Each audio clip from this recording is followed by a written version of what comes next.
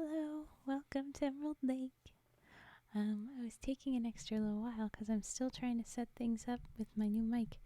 I think I thought that it had a little swivel at the top, makes it more movable, but it doesn't. I'll just have to when I get my new mic, one that has like a little attachment, because this one is a stiff. Anyway, so we've got that set up. I also got the mouse pad, so I've got everything all set up. I'm very excited. It's all set up nicely. So thank you for that again. I need a head pat command. Maybe you should try it. Hmm? Hmm? Hmm?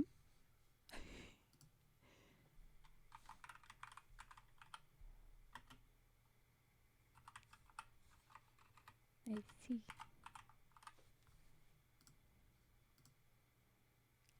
There you go. There you are. Why is the bot being slow with you? Bot, do what you're supposed to do. Well, you see, it does work most of the time. But okay, there we are. Here you have the head pats.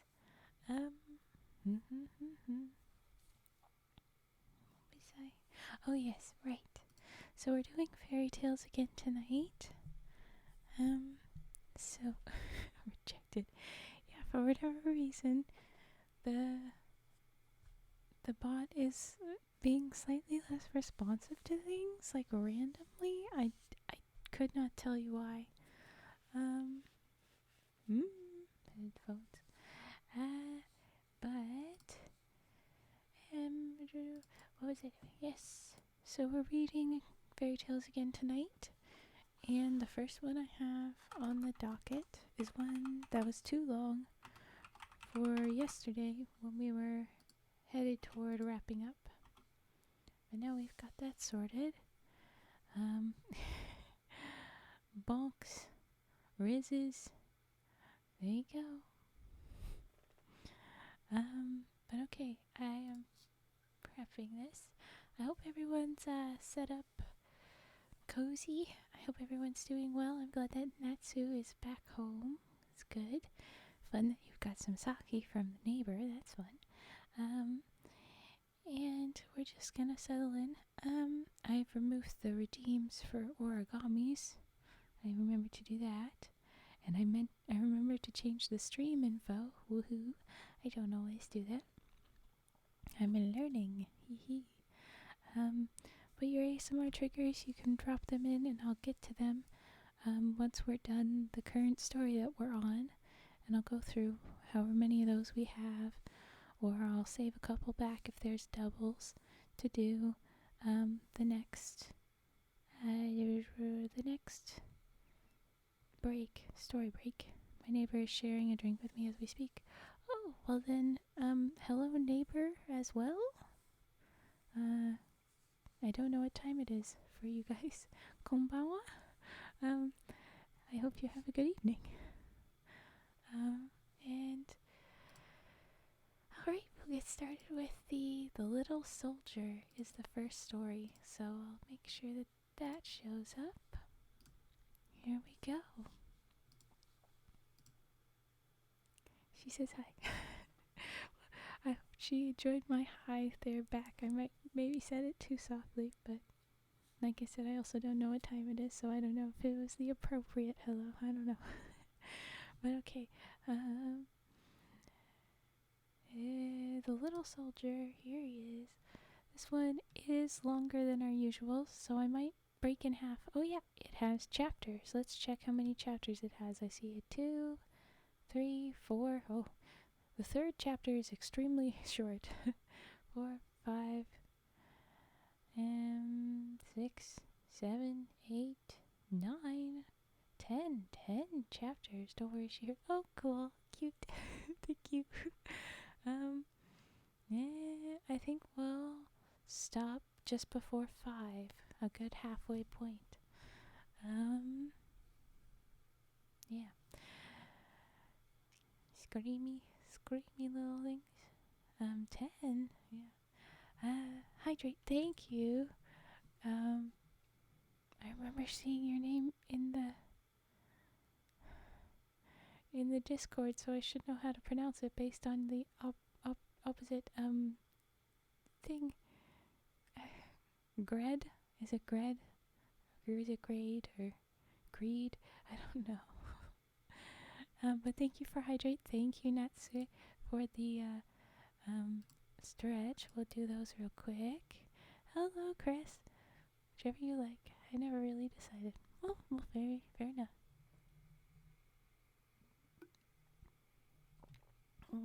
Okay. I kind of lean towards Gred, like bread or dread. I'm not sure. Okay. All right. I've got an arm. I don't have to hold anything. This is so good. Oh my gosh. Okay. But I do have to remember my posture at all times. Okay. Sit up straight. Come on, Raven. Head pat. Thank you. And that time it worked. There you go. All right. So we'll stop once we finish chapter 4. But this is the little soldier. Once upon a time, there was a little soldier who had just come back from the war. He was a brave little fellow, but he had lost neither arms nor legs in battle. Still, the fighting was ended, and the army disbanded, so he had to return to the village where he was born. Aw, darn. The war's over. Drat. Like, what? Oh, yeah, sorry. I kind of, threw it in and didn't really address it. My mic arm and my mouse pad both showed up, and I'm fairly certain I heard it being delivered in the last stream. I was like, I think I hear kerfufflings. I think it's being delivered. That or people are being noisy neighbors. But yeah, it was. Sorry, adjusting chair. But there it was. So now I have that. Okay. And so, now the soldier's name was really John, but for some reason or other, his friends always called him the Kinglet. Why, no one ever knew, but so it was. Oh yeah. Sometimes those nicknames, they just happen. There's no rhyme or reason. I remember you said you thought they were delivered. That's exciting. Yeah. So here it is. I gotta get up early for work tomorrow, so I'm gonna be lurking. Okay, well, yeah, hopefully you do fall asleep. But don't worry about lurking. You can just rest. Armies don't usually disband. Every country usually has a standing army. Yes, but this is olden times. Assumedly, we don't know exactly what olden times. And at that point, some of them, it was like, if you join the army, you earn certain things for the lord or whatever you serve. At least in some places it went like that.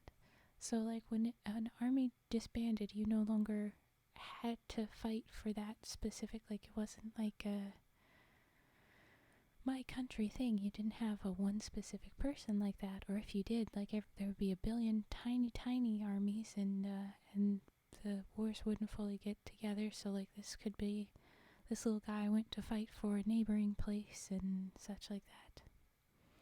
Japan has the self-defense force, which I'm in. Oh, okay. Thank you for the follow, Pickless Cage. Pickless Cage. Fun. It's like Pickle Rick, but Nicolas Cage. Alright, but okay, so John has a funny nickname, Kinglet, and he's the one that's come back from the war. As he had no father or mother to welcome him home, he did not hurry himself, but went quietly along, his knapsack on his back and his sword by his side, when suddenly one evening he was seized with a wish to light his pipe. He felt for his matchbox to strike a light, but to his great disgust he found he had lost it. He had only gone about a stone's throw after making this discovery when he noticed a light shining through the trees. He went towards it and perceived before him an old castle with the door standing open. So, okay. The little soldier entered the courtyard and, peeping through a window, saw a large fire blazing at the end of a low hall. He put his pipe in his pocket and knocked gently, saying politely, "Would you give me a light?" But he got no answer. "You're a lieutenant." "Oh, well, there you go. Do you say congrats? I don't know how long you've been a lieutenant, but cool."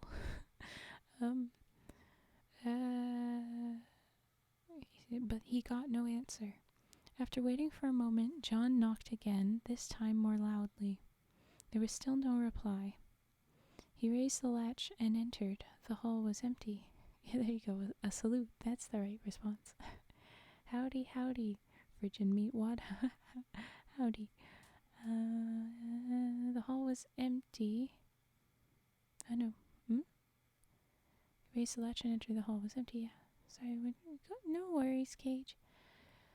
The soldier made straight for the fireplace, seized the tongs, and was stooping down to look for a nice red-hot coal with which to light his pipe, when click, something went, like a spring giving way, and in the very midst of the flames an enormous serpent reared itself up close to his face. And what was more strange still, this serpent had the head of a woman. At such an unexpected sight, many men would have turned and run for their lives, but not the little soldier. Though he was so small, had a true soldier's heart. He only made one step backwards and grasped the hilt of his sword. Don't unsheath it," said the serpent. "I have been waiting for you, as it is you who must deliver me." "Who are you?" "My name is Ludovine, and I am the daughter of the King of the Low Countries. Deliver me, and I will marry you and make you happy forever after." Now, some people might not have liked the notion of being made happy by a serpent with the head of a woman, but the kinglet had no such fears. And besides, he felt the fascination with Ludovine's eyes, which looked at him as a snake looks at a little bird. They were beautiful green eyes, not round like those of a cat, but long and almond-shaped, and they shone with a strange light, and the golden hair which floated round them seemed all the brighter for their luster. The face had the beauty of an angel, though the body was only of that of a serpent. Great, a talking snake. No, it's not Medusa. Medusa doesn't have the body of a snake. Her hair is a snake. This is, she has hair. There are serpent people, but it's usually like you have the whole torso of the woman that I've seen for these things. So this is very much mostly a snake. Talking snake. Zoophilia. Ooh. What must I do? Asked the kinglet. Open that door. You will find yourself in a gallery with a room at the end just like this. Cross that and you will see a closet, out of which you must take a tunic and bring it back to me. The little soldier boldly prepared to do as he was told. He crossed the gallery in safety, but when he reached the room, he saw by the light of the stars 8 hands on a level with his face, which threatened to strike him, and, turn his eyes which way he would, he could discover no bodies belonging to them. Ooh. He lowered his head and rushed forward amidst a storm of blows, which he returned with his fists. When he got to the closet, he opened it, took down the tunic, and brought it to the first room. Some adaptations, Medusa did have a snake body, so I get the confusion, but she didn't in the original stories. Yes, there are other Greek similar scary ladies, other non-Greek scary ladies, but no, the root of her is a woman, just a normal human. But then things happened. So he got the tunic. Here it is, he panted, rather out of breath. Click, and once more the flames parted. Ludovine was a woman down to her waist. Oh, so now she is all the way down to her waist. She took the tunic and put it on. It was a magnificent tunic of orange velvet, embroidered in pearls, but the pearls were not so white as her own neck. That is not all, she said. Go to the gallery, bring me the staircase, or take the staircase, which is the one on the left, and in the second room on the first story you will find another closet with my skirt. Bring this to me. I'm used to seeing Medusa with the snake body from playing Edge of Mythology. Oh, I have never heard of it that way. She a Neurona, which is a snake with a woman's head. Well, it sounds like when she was given the clothes, she got that part of her body back. Thank you for the follow, Velvet Milkman. Ooh. So now they're asking for a skirt, and I'm guessing each step of clothing that he gives her will give her that section of her body that the clothing covers back in human form. So eventually she'll probably be just a person. But we'll find out. So go get the skirt, bring this to me. The kinglet did as he was told, but in entering the room he saw instead of merely hands, 8 arms, each holding an enormous stick. He instantly unsheathed his sword and cut his way through with such vigor that he hardly received a scratch. He's working very hard just to get his pipe lit, but I guess she's offered now her hand in marriage and such. But she a yokai? A little time to get the yokai watch. I don't know.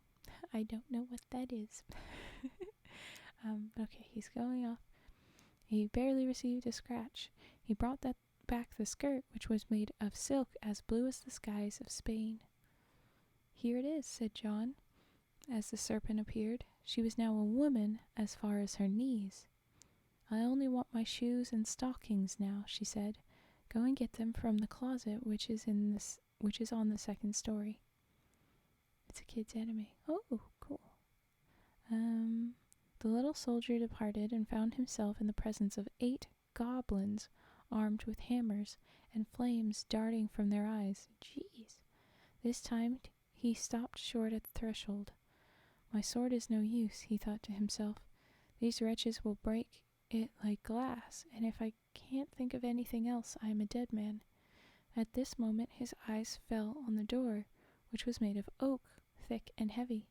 He wrenched it off its hinges and held it over his head, and then went straight at the goblins, whom he crushed beneath it. Ooh. After that he took the shoes and stockings out of the closet and brought them to Ludovine, who, directly she had put them on, became a woman all over. See? Yep, she's there. Now it's Goblin Slayer, yeah. He was quick thinking. My brother adores yokai watch, or used to anyway. Maybe for kids, but everyone enjoys it. That's just the way with a lot of kids things. Most kids, quote-unquote kids, shows are really just for everyone. Like, anyone can enjoy it. Sorry, yawned. I had to suppress. When she was quite dressed in her white silk stockings and little blue slippers, dotted over with carbuncles, she said to her deliverer, Now you must go away and never come back here, whatever happens. Thank you for the follow, Frigid Meatwad. Same, I have the toys and everything. I'm an adult, though. We figure you're in the army, or you're in the self-defense force as a lieutenant. I would hope that they did not hire a child as the lieutenant. Okay. Whatever happens, he's not supposed to come back. Here is a purse with 200 ducats. Sleep tonight at the inn, which is at the edge of the wood, and awake early in the morning, for at 9 o'clock I shall pass the door, and shall take you up in my carriage. Why shouldn't we go now? Asked the little soldier. Because the time has not yet come, said the princess. Princess, but first you may drink my health in this glass of wine. And as she spoke, she filled a crystal goblet with a liquid that looked like melted gold. John drank, then lit his pipe and went out. Preschool platoon. Yeah. Oh my. Harsh, Natsu. My brother is an adult and he has a Noko plush. Can always collect for collection's sake. Oh yeah. So I didn't move. So now we're at chapter 2. When he arrived at the inn, he ordered supper, but no sooner had he sat down to eat it than he felt that he was going sound to sleep. I must be more tired than I thought, he said to himself. Oh my gosh, I'm yawning too much. As I said, I need oxygen. I need to touch grass. I have a bed full of plushies I sleep with. Oh my gosh, the child soldier jokes, you guys. He's more tired than he thought, which I say, and then I yawned. And after telling them to be sure to wake him next morning at 8 o'clock, he went to bed. All night long he slept like a dead man. At 8 o'clock they came to wake him, and at 1/2 and a quarter of an hour, but it was no use. At last they decided to leave him in peace. The clocks were striking 12 when John awoke. He sprang out of bed, and scarcely waiting to dress himself, hastened to ask if anyone had been to inquire for him. There came a lovely princess, replied the landlady, in a coach of gold. She left you this bouquet and a message to say that she would pass this way tomorrow morning at 8 o'clock. The little soldier cursed his sleep, but tried to console himself by looking at his bouquet, which was of immortelles. It is the flower of remembrance, thought he, forgetting that it is also the flower of the dead. Ooh. 400 plushies, 200 anime figures. Ooh. I would if I had more room, lol. Yeah. My bed is a twin size, so it's a tight fit.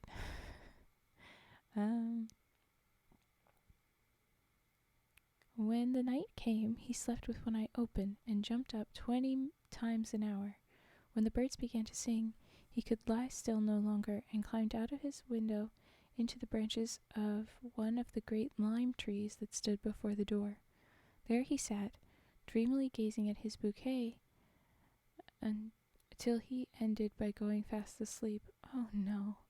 Once asleep, nothing was able to wake him, neither the brightness of the sun, nor the songs of the birds, nor the noise of Ludovine's golden coach, nor the cries of the landlady who sought him in every place she could think of. As the clock struck 12, he woke, and his heart sank as he came down out of his tree and saw them laying the table for dinner, which I guess they mean kind of like lunch, but yeah. Did the princess come? He asked.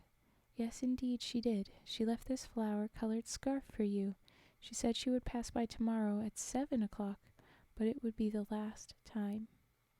Ooh, I will probably pass out shortly, but hello. Hello, bye.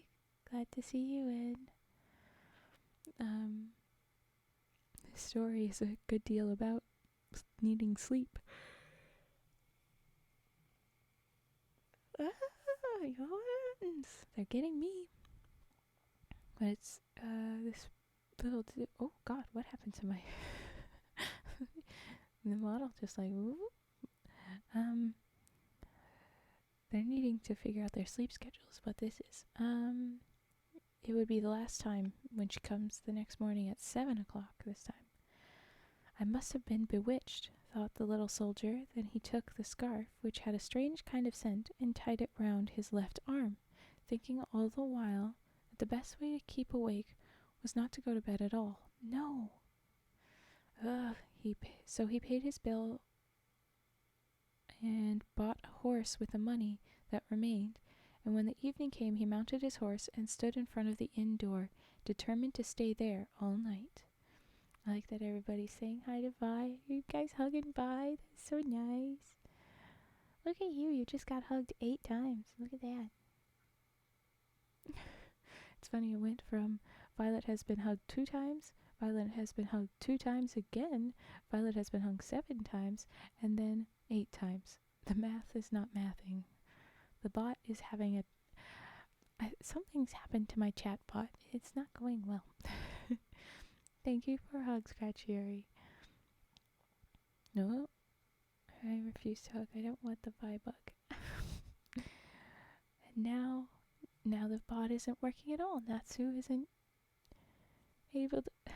Something is broken in my bot. Okay. But okay, so now he's saying that he's not going to go to bed at all. And now it says you've only been hugged 3 times? Really, what is wrong with this? Ugh.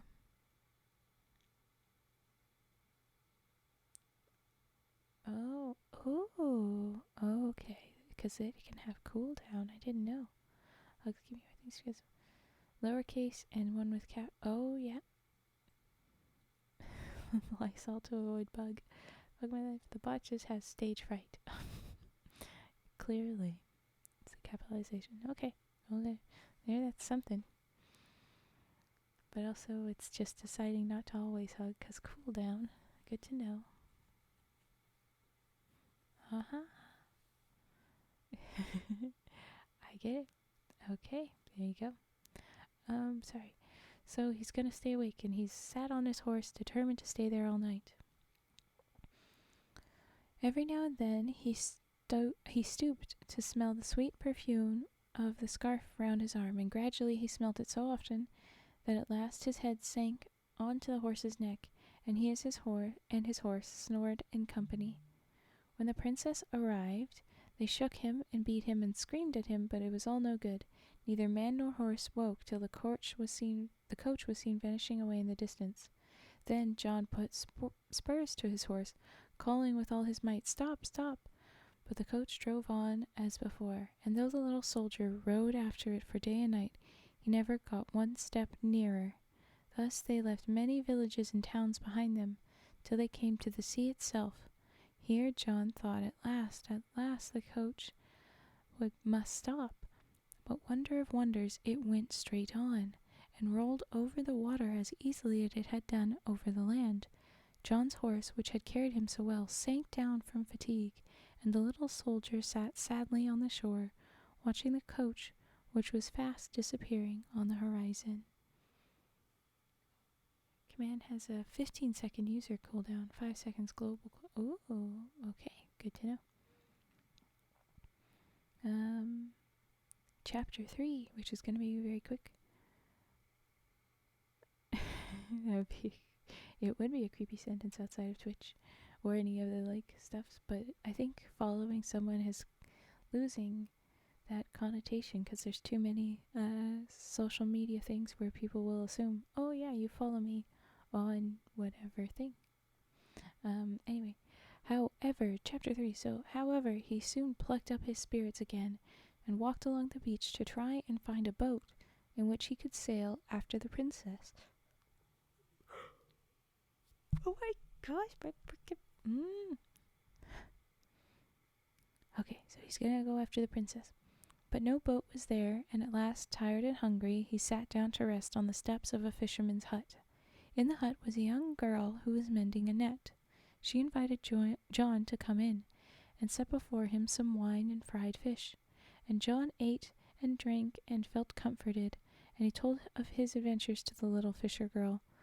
But though she was very pretty, with a skin as white as a gull's breast, for which her neighbors gave her the name of Seagull, he did not think about her at all, for he was dreaming of the green eyes of the princess. Ooh. More hugs. Good to see you. Hope you're resting too. Yes, we hope she is resting. Bonks. Obsidian used yawn. It was super effective.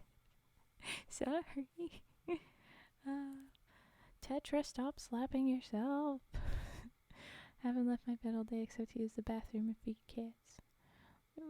I knew you weren't doing well, but that's awful. Feel better soon.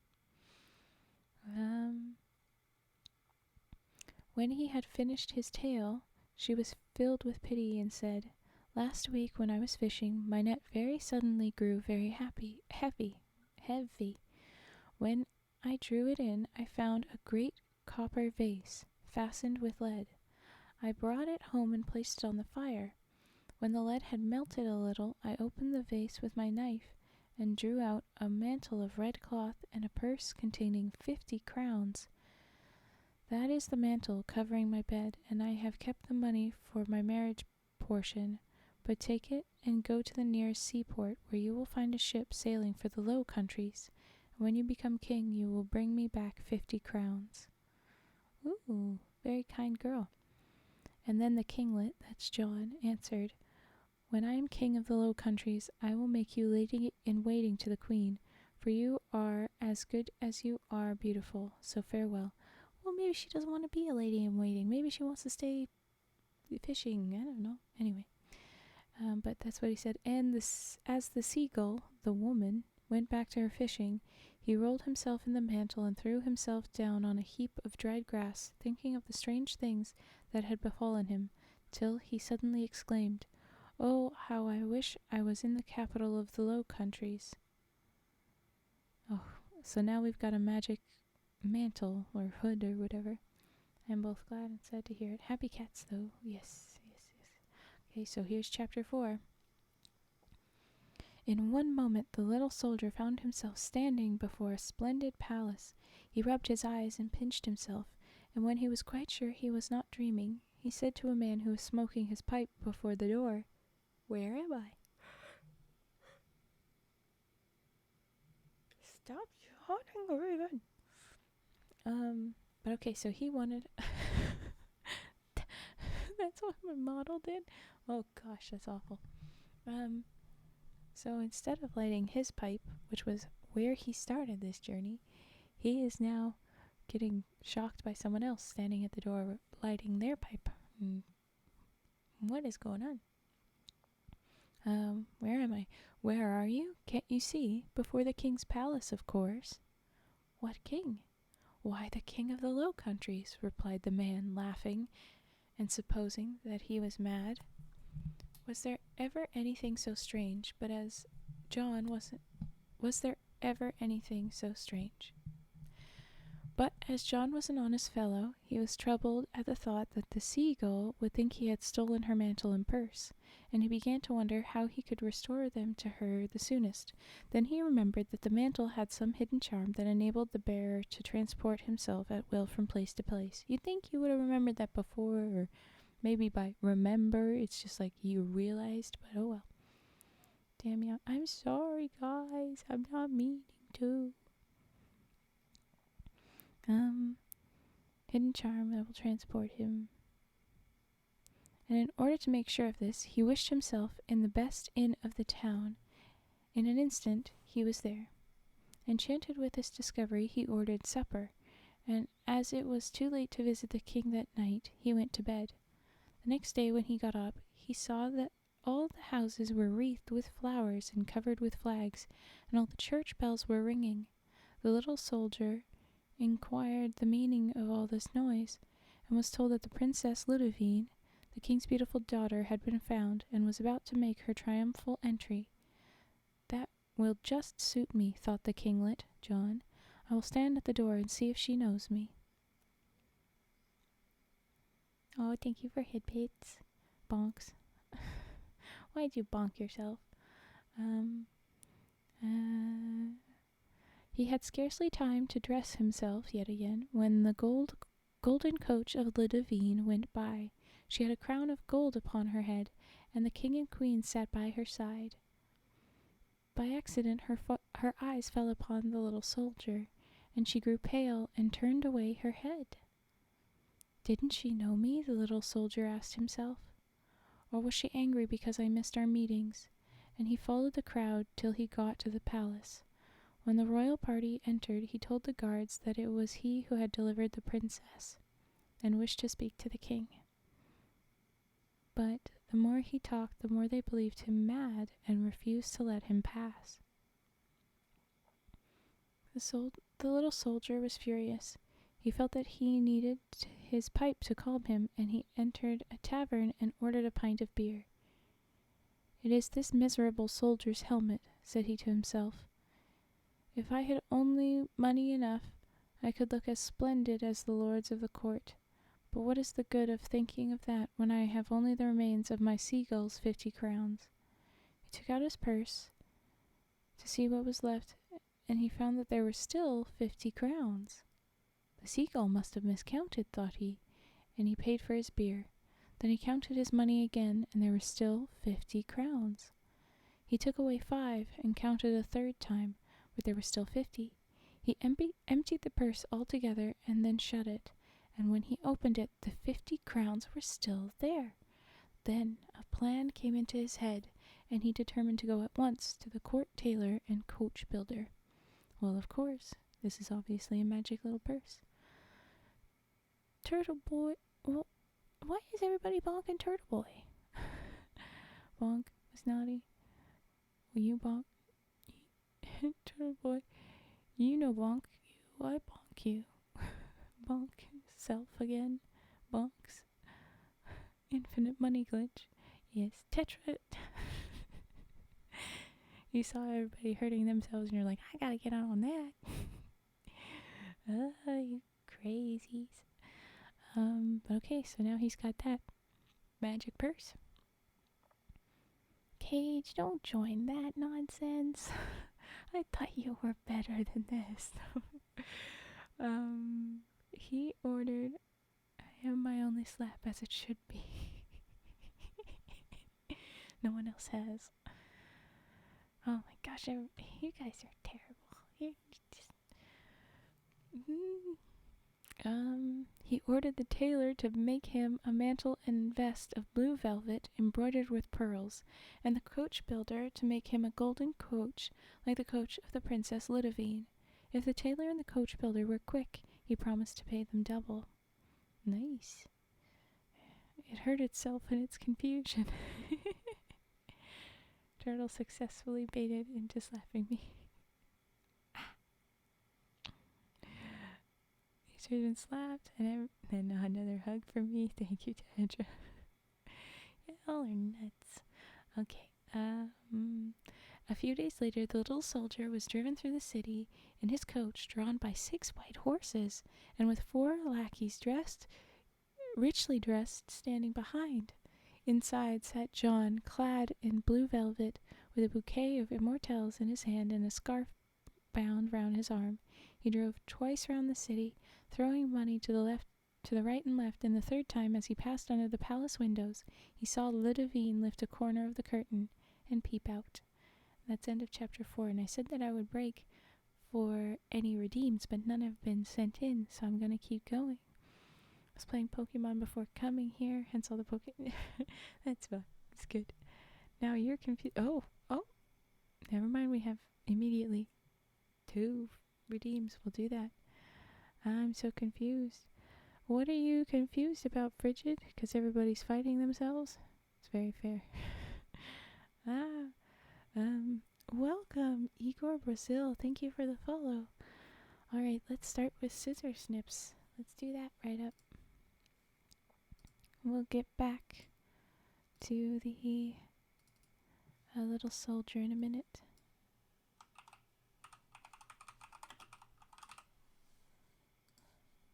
Yep. Just don't snip our ears like that. Yes. I will do my best. Slaps, you guys.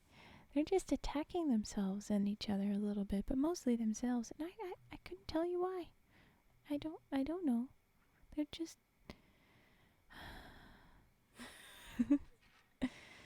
Okay, here we go, scissors.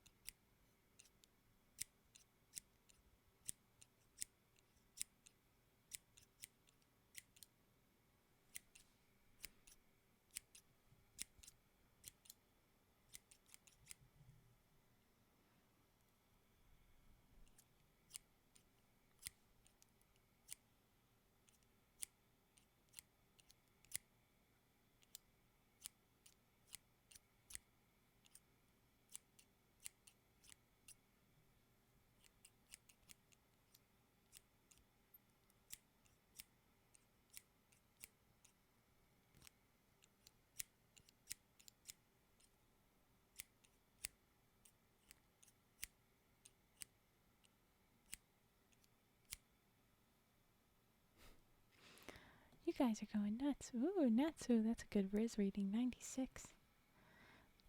It's better Riz than some. And yeah, I'm sorry. So many of the things, they're slow. The bot isn't always cooperating. I'm needing to move my mic around because I think it's causing my model to freeze up a little bit.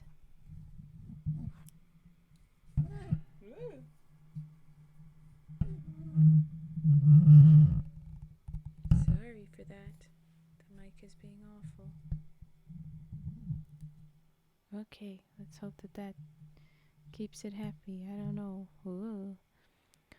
Thank you for the subscription there, Cage. Very nice to give that away. Thank you. Holy shit. Oh, you know what? There you go. Riz.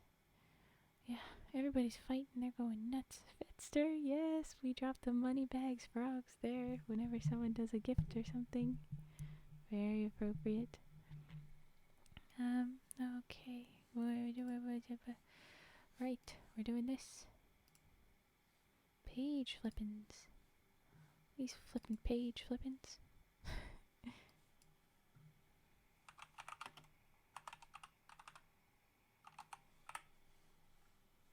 Okay. If there's real chats hidden in those commands, I can't see them anymore. We're just gonna move to the page flipping.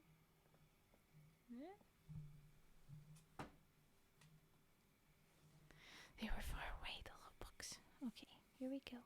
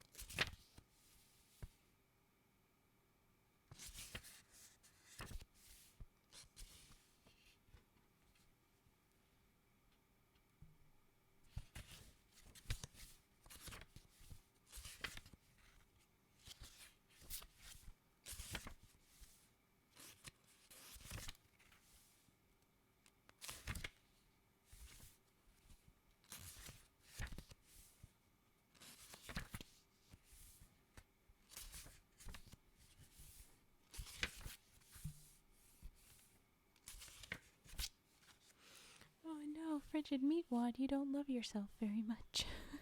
It's sad.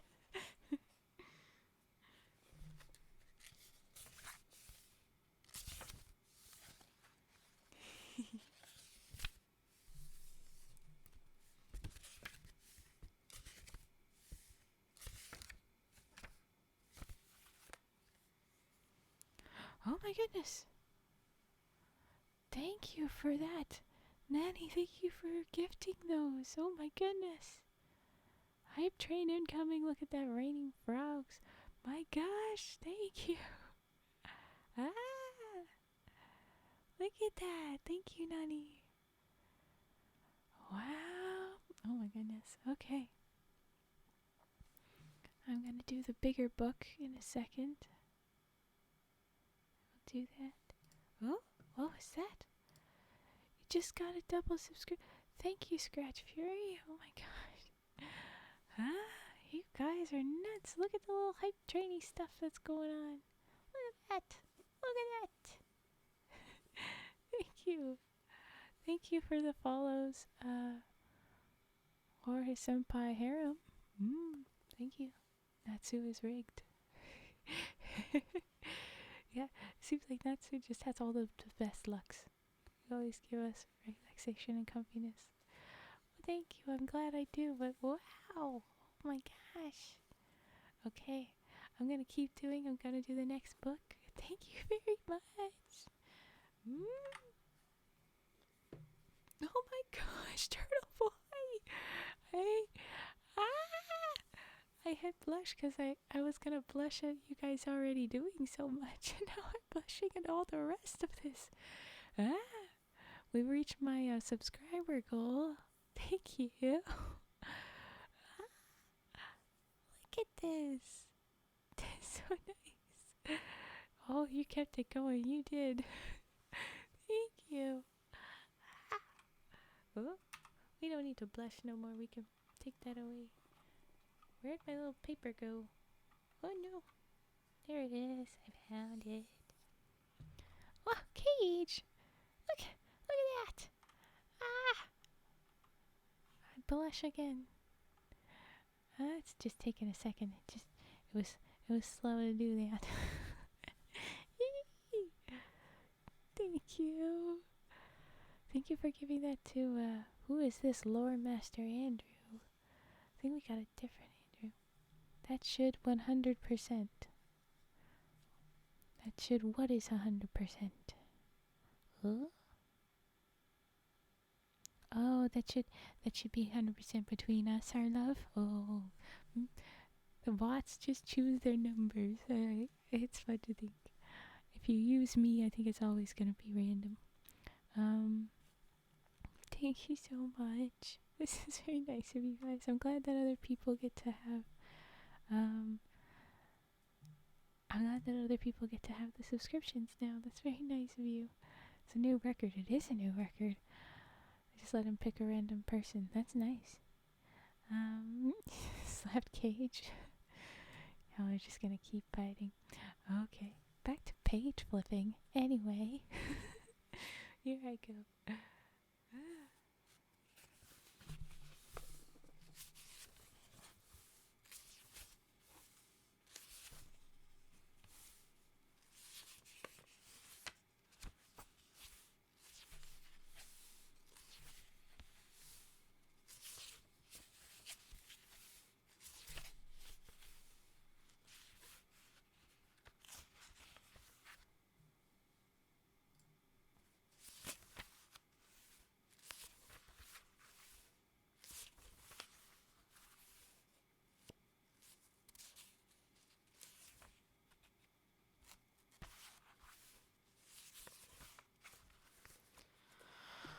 My God. Another 1,000 bits? Jeez, Nani, what the heck? Y'all don't need to be doing this.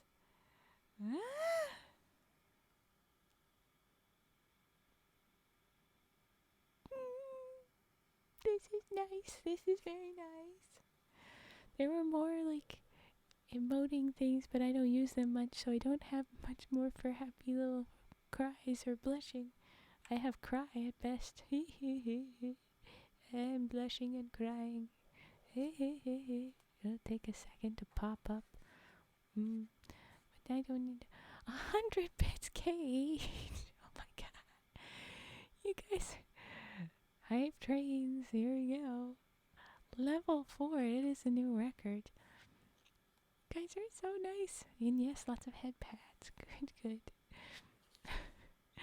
Off to bed. Okay, good night, Frigid Meatwad. Hope everyone has a good night. Me too. I hope you have a good night. Take care. Yes, everybody take care. Oh my goodness. This is nuts. This is nuts. Turtle boy. Y'all just don't stop. Y'all just don't stop. Oh my god. How many is that? That's 510 from Turtle Boy.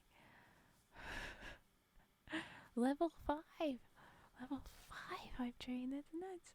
I know a streamer who calls it the scam train. I mean, that is not wrong. That is not wrong.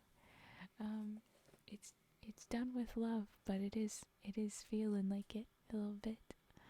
Damn, I'm broke. Yeah, I feel ya. Well, I'll feel ya a little less soon because of this. Very nice people, but wow. Okay, I'm going to try to just keep reading or keep doing the page flipping, keep doing these, and then eventually we get back to the story. So I'm gonna stop blushing. Should make me stop blushing. There you go. Ah, that's my secret, Natsu. I'm always broke. Well, yeah, if you keep doing stuff like this, yeah. Oh man, if I could only do that in real life, like just stop blushing. Yeah. Oh, I know that feeling. Okay, now I stop blushing.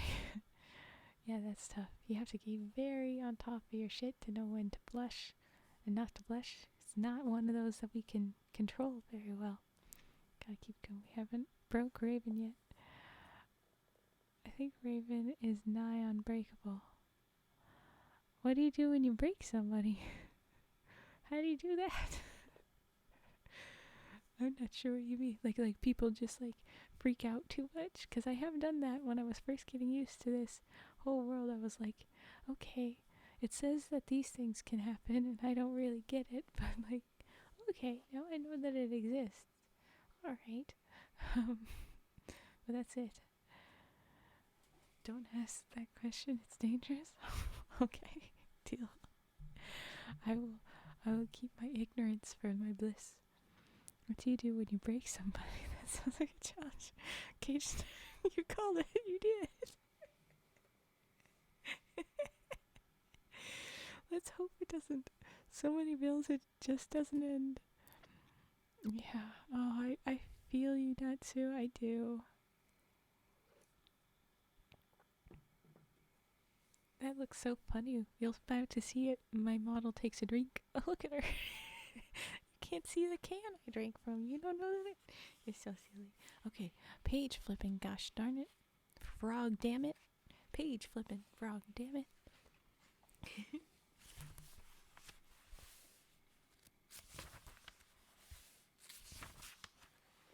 What's base freak and why is that a joke? I just want to be in on the joke. I've got FOMO, please. What is that? Oh yes, I have to get through these. Dang it. There's so many redeems I gotta do. Shut up. Shut up, Raven. We got things to do.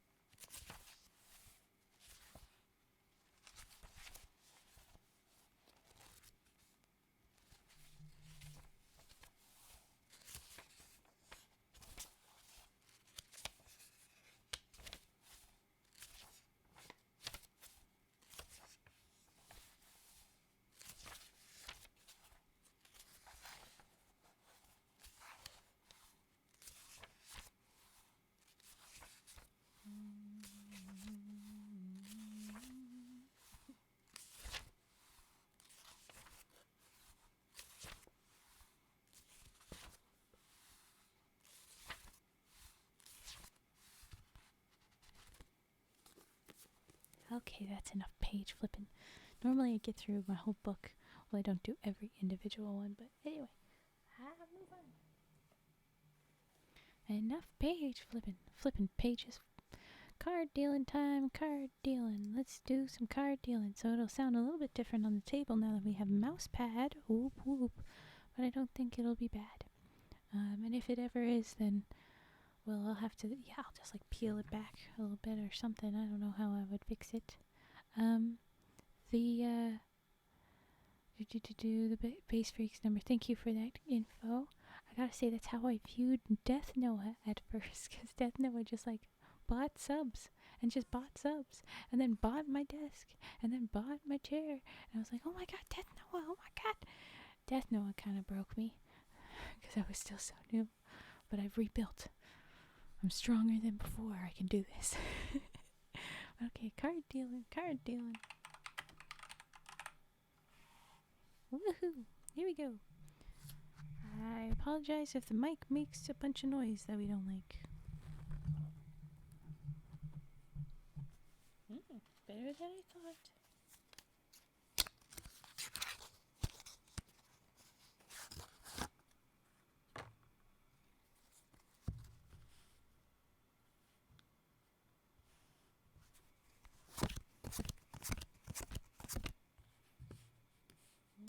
A little bit loud.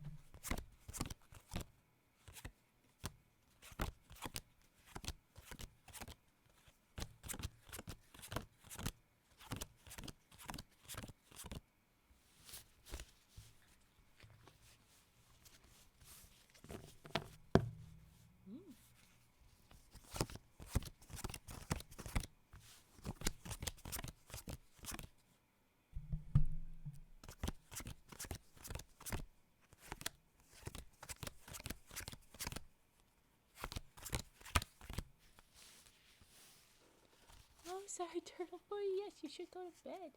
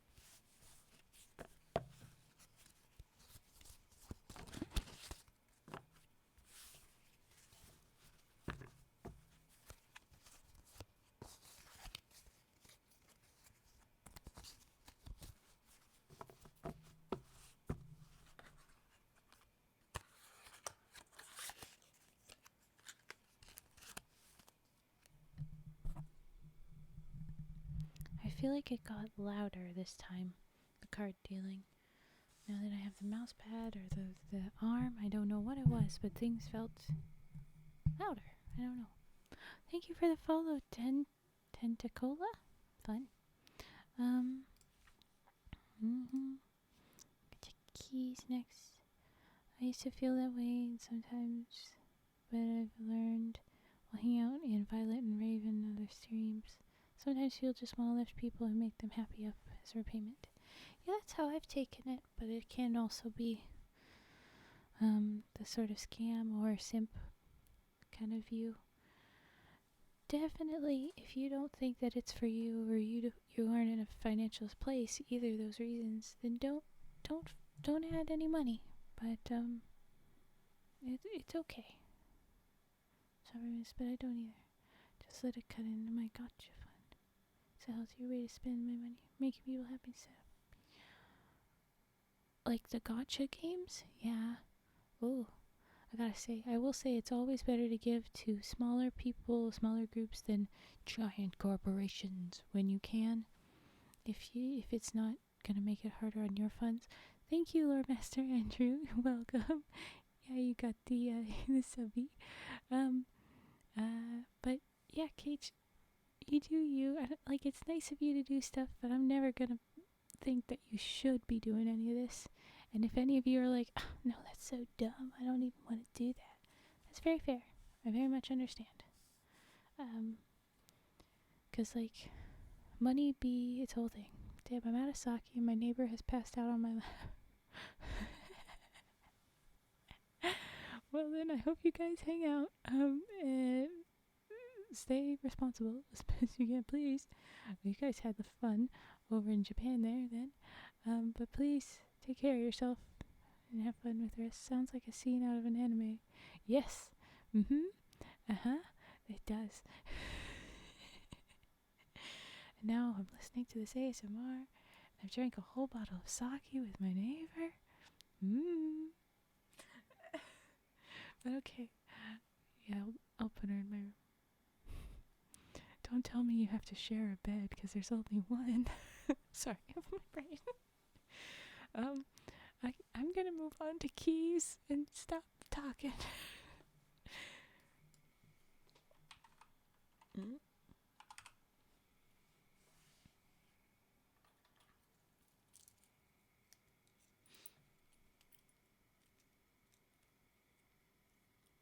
Ah, what a gentleman. There you go. Like I said, I gotta stop talking. Keys.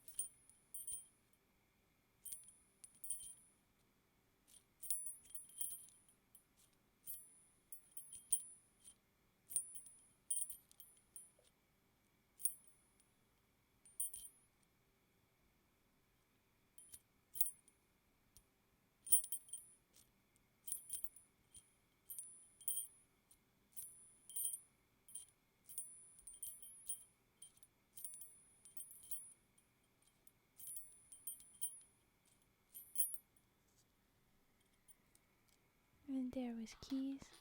Oh yes, Turtle Boy, I'll remind us about the keys about the story once we get back to it. I'm gonna move to the humming now.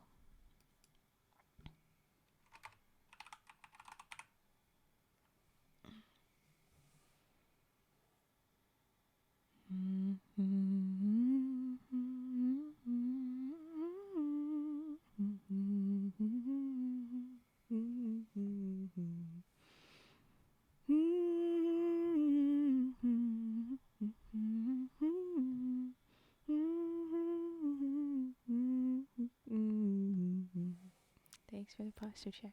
My voice feels funny. I'm not humming right. Okay.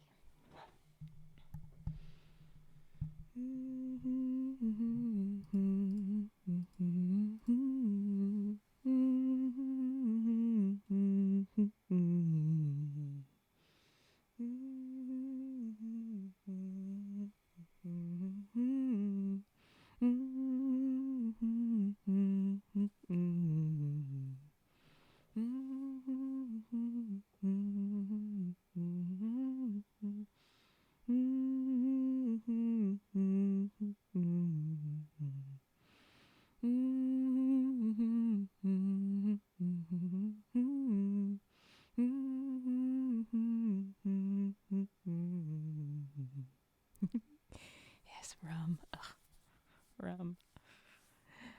Thanks for this. Consent is very strict for SDF members. That's good. Should be like that. Not all the various armies, militaries, and various places take consent so seriously. Looking at somebody. Wink, wink, America. Anyway, oh,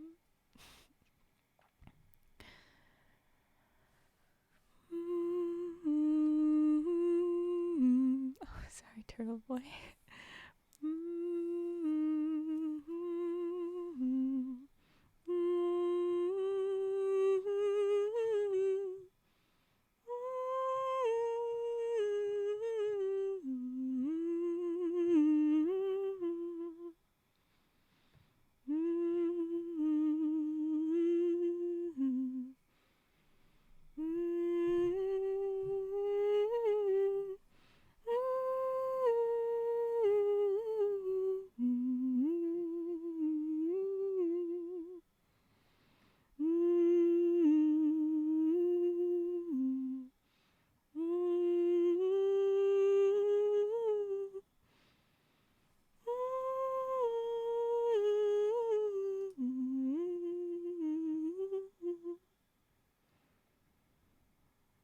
Someone said give Darkstorm a head pat. Yeah. Oh, little Turtle Boy, you did it. Thank you. We were on the same page. Don't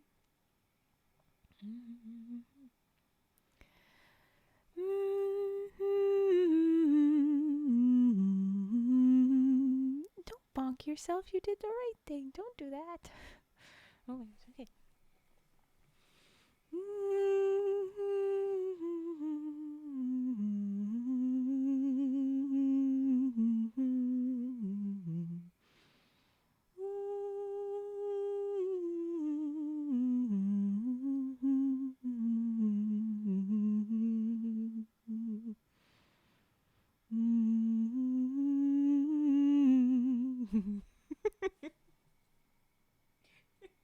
My next poem shall be about a masochistic turtle. Don't forget a masochistic dragon that is in the shape of a tetrahedron as well.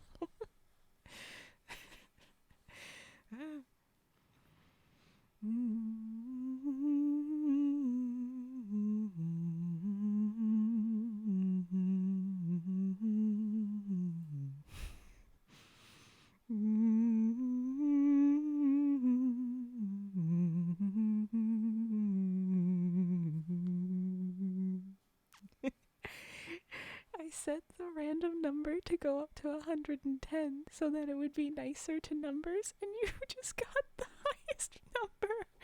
Oh my god. Nani, you blew them all out of the water. Oh my gosh, look at that. 109% Riz today. God Damn. We kneel to the frog, Lord. Yes, do.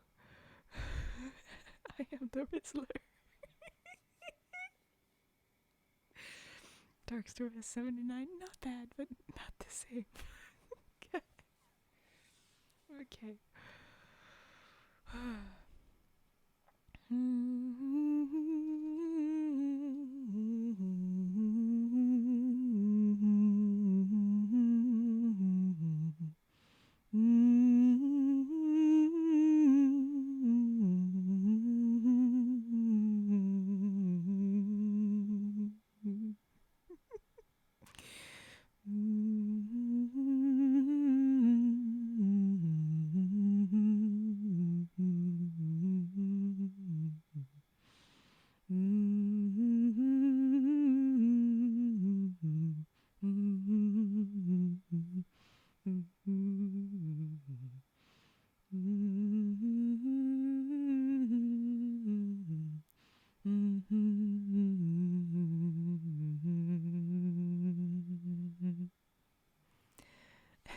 That's enough humming, but yes.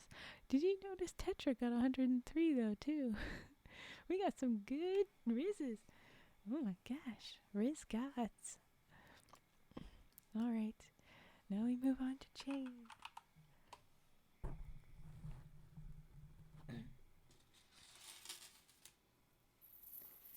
And after this, oh, nice turtle. I'm gonna be back to the story.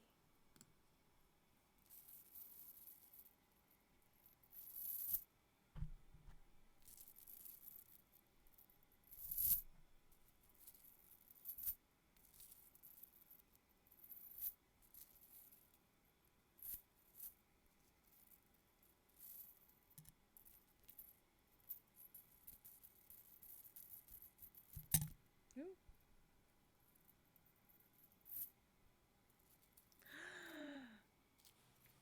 We're gonna have to pause all plans for this stream and then tell Natsu all about how he's now got some tea for us. I forget who it requested Chain, and you can yell at me to do Chain in the chat that I properly finish it, but guys, Natsu, you have feelings for your childhood friend who's also your neighbor, who's probably sleeping in your bed. That neighbor, the one that you drank sake with and like sat in on this thing tonight. Ooh.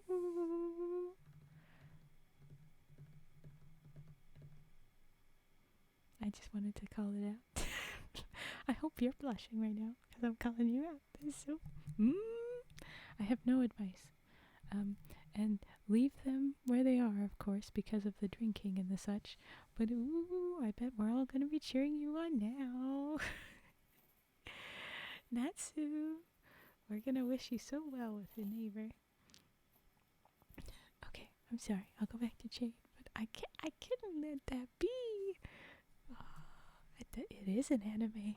It is an anime.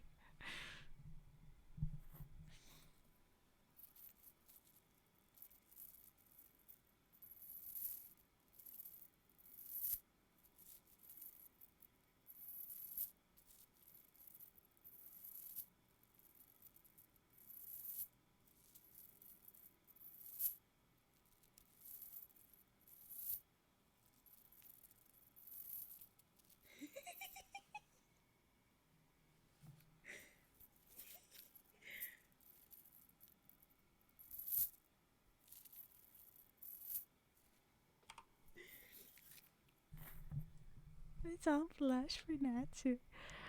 Cage says, I am currently dating a childhood friend of mine. Our relationship isn't perfect, but I made one very important rule before we started going out, and I fully agree with this. The friendship comes first. You should be respectful to each other first and foremost. And your friendship, if you cared about it beforehand, should also come first. Yeah, I fully agree with that. Okay, well, that's enough Chain. We're gonna be getting back to the story. And yes, we wish you lots of luck, Natsu. Of course, not tonight. Tonight is when you maybe find yourself another drink and then sleep on the couch after more ASMR with us. But wish you luck big time. That's why I haven't said anything to her about it. It's fair, but the way that you go about it is when you do go for it, you tell the person that yes, this is what matters more, and make sure that they agree to that first. And if they don't, then okay, then we'll be friends. Last ex and I are still really good friends, even though we split up after dating over 4 years. Just worked better as friends. Hey, that happens. Oh, Nani, you have immense riz, but not enough love. Darn. The key point of the rule is that if we break up, we do it respectfully and maintain our friendship, so no keeping resentment or anything. Heck yeah. Damn, I feel lonely now. I have yet to date anyone, but at the same time, I'm probably one of, if not the youngest here. Maybe? So my Rizzo's 1 on 9, but my love is bad. I'm just a player. You really are, Nani. It's bad, yeah. You really are. Just a player. And Turtle Boy, I haven't had hardly any relationships myself, so I haven't got much to say, but I'll say that one person I dated, we ended up very good friends at the end, so it was good. Wasn't much. It's overrated. Wait for the right one. Yeah. There's no reason to rush about anything. I mean, if you want to go and do that, that's also fine. I won't yuck your yum. But if you're taking your time, there's absolutely nothing wrong with that either. Honestly, we should have broken up sooner, but we're both afraid of losing a best friend. Yeah, that's classic. She's always leaving my gifts. I go back on duty next week. We should prep for you to leave a gift. That's what should happen. Make a bouquet of origami lilies. Step 1. No. Just because I was thinking of, that's what I like to do. I like to do the origami gifts. That's how I proposed to my friend. He ended up saying no, but that's what I did. I did a whole origami display, and we were just gonna go as friends. But I was like, I wanted to have the experience of making a promposal, like making a whole fuss. So I did. It was cute. But okay. Bonk. Another bonk. Okay, we're gonna go back to the story though. What was it doing?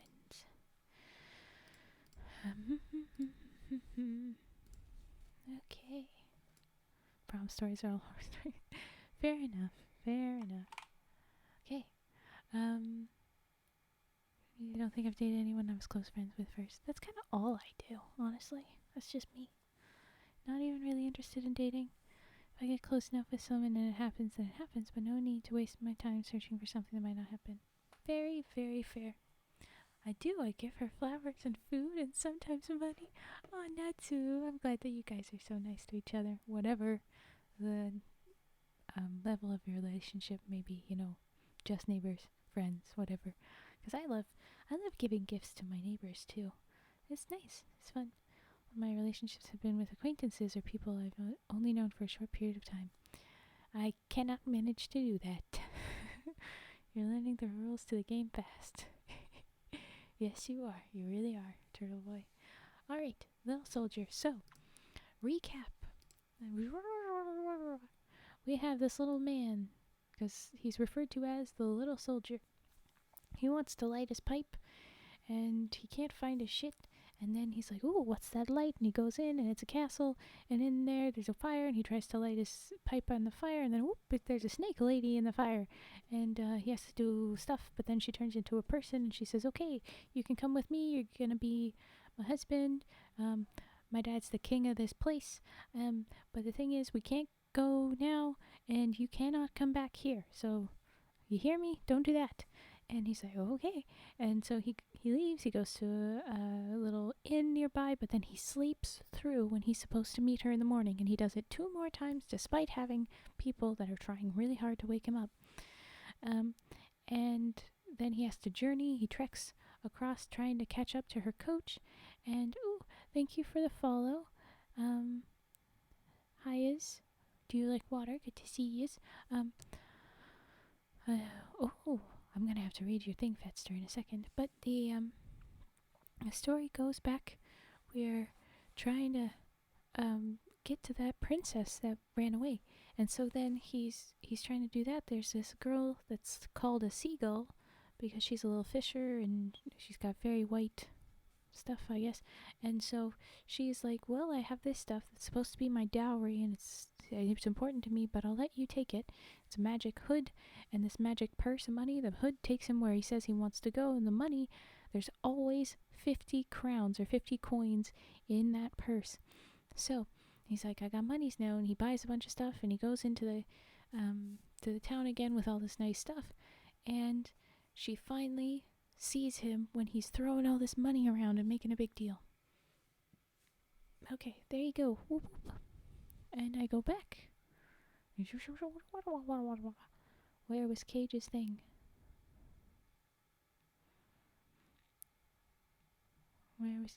I was guilted into going with my mom's co-worker's daughter so that she wouldn't be alone. She was one of the weird kids in high school. That was the most painfully awkward car ride in silence I have ever experienced. That's tough. As someone that was sometimes the weird kid and sometimes not the weird kid in the schools I went to, it's tough. I hope that you tried to reach out, but you're just as awkward as they are. Everybody's awkward because it's high school and it's not easy. But that must not have been very fun. My first relationship actually has a cute story behind it. That's cute. Murloc Raven, I don't know what that Murloc is. Then when we got there, she ditched me immediately. Well, she knows that someone was being, guilted into going with her. She's not going to feel very good about that, probably. Or even if that wasn't the reason. She's after other stuff. Oh, turns out she wasn't interested in guys. Yeah, so she's going to feel uncomfortable. Anytime someone's like, you'll go with this person, as opposed to, that person saying, hey, I'll go with you if you want somebody. It's fine if they're like, hey, if you don't want to be lonely, I'll go with you. Versus, hey, mom says that I gotta go with you. It's uncomfy. It feels like you guilted them in. The whole situation was just a mess. Yeah, I bet. Not fun for anybody. I've always been told I'm overly mature for my age. Heck, my family jokes I was born a middle-aged man. People are very inconsistent about my age, which fits me being a dear lady. I'm immortal. Oh, I forgot to take away my blush. There you go. Hi, Raven. Hi, Millennial Echo. Thanks for context. Me or them? I'm pretty mature, I'd say. No, you frickin' ain't. Everything I know? No, you're not. Maybe you are, but in this chat, you haven't been. I was the quiet kid, not like the American quiet kid. Oh yeah, there's a little bit of the quote, a quiet kid that's also the dangerous kid. Don't worry about it, though. There's being the quiet kid in different contexts. I wasn't thinking you were that. I still can't believe I became a player. The very thing I hate. Sorry, Nani. Yeah, the Riz versus the love levels today. I'm sorry about it. I'm bonking everybody. Why'd you gotta go and bonk Nani? Nani was already struggling. Turtle Boy at Nets. No, he's not that kind of quiet kid. Stop it, Turtle Boy. Hey, Nani, you did mildly better this time. Let me try something. Okay.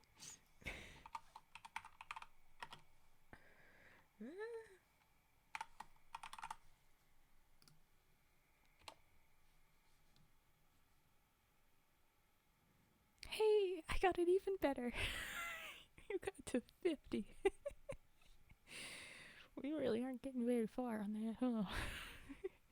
Yeah, Natsu, you still got me. You've got me best. Okay. But all right, we've caught up. I'm just destined to fail. Sorry. Hey. Oh well. We're gonna. Oh, I was the quiet kid too. Almost went to jail because one of the kids in my class at the time was pissing me off by making fun of me and my ex breaking up a 5-year relationship. We just broke up at the time. So you're very upset, and you. Well, I gotta worry.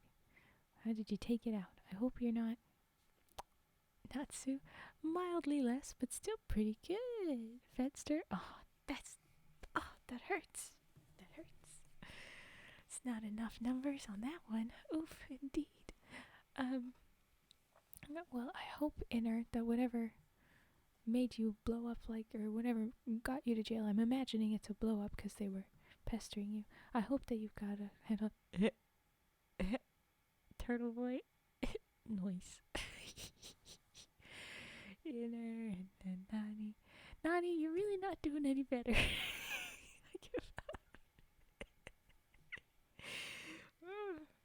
Feels like I have to initiate for me and Nani, because it's been, oh, Natsu, you should have given up while you were ahead. Oh my god.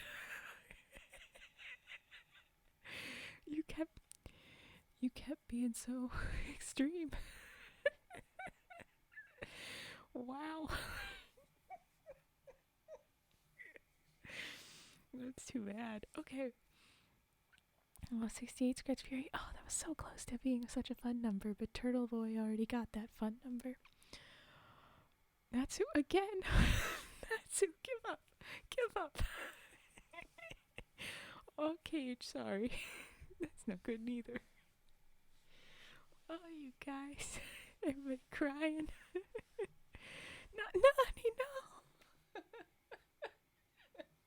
It got so much worse. Everybody, stop saying it. We're only getting worse. This is so bad. Oh no. My cheeks hurt. Oh no.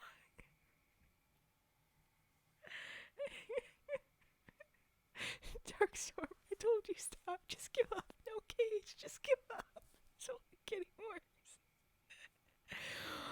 Avalanched Rose. Welcome, Avalanched Rose. You suddenly just nabbed it. Turtle Boy. Oh, we were at 69. You should have left it at 69, Turtle Boy.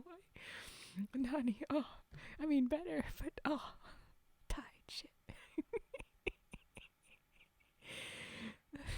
28 is still not good. Oh no. Oh, I love that one, Petster. I love Kiki's Slurry Service. Oh my gosh. Thanks for the follow, Clockworks Night. That was great. Nani? Oh, that's better.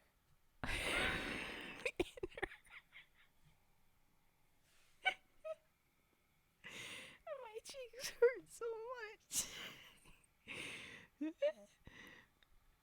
No. 48 and 30. Stop it, guys. Just give up. No, don't do it. You're not gonna get. Oh, Natsu, you got better. Oh, wow. 50. Nani! Nani, you did it! Finally. Nothing over 40. I'm so sorry, Darkstorm. I'm so sorry. What was the number? Didn't one of you have like 90 at the start of this? Before everything went crazy, Natsu had like 90. At this point, the bot just felt bad for me. Yeah, clearly. Turtle Boy 43. Tetra. Oh, Tetra loves themselves 61%. I had 88 before everything in her. Then you went and did that. Then you went and had to do something stupid. 67, that is better. That's better. Nani and Turtle Boy, only 7. Oh. And her 77. Oh, hey, that's better. Okay. Are we gonna read the story, or are we just gonna do a bunch of this? No, Inner, you're not gonna get 100. Don't do it. That's why I say in Vice Chat that people should accept their first Riz roll. Yeah, 1 a day, because it does say today. You can have 1 Riz per day. And I'm going to say about these, maybe I should actually change that 1 per stream. Maybe I should force it 1 per stream. Look, it's just commands in the chat right now, yeah. 32, whoop. 54, whoop.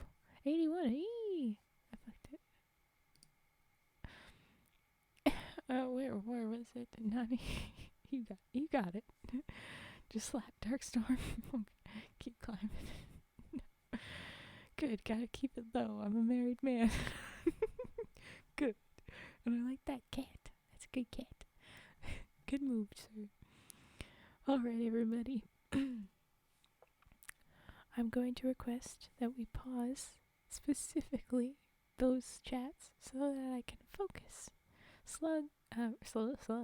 Slap and hug are good. Slap, hug, bonk, all safe. But the Riz and the love, let's drop those for a minute just so I can actually read the freaking story.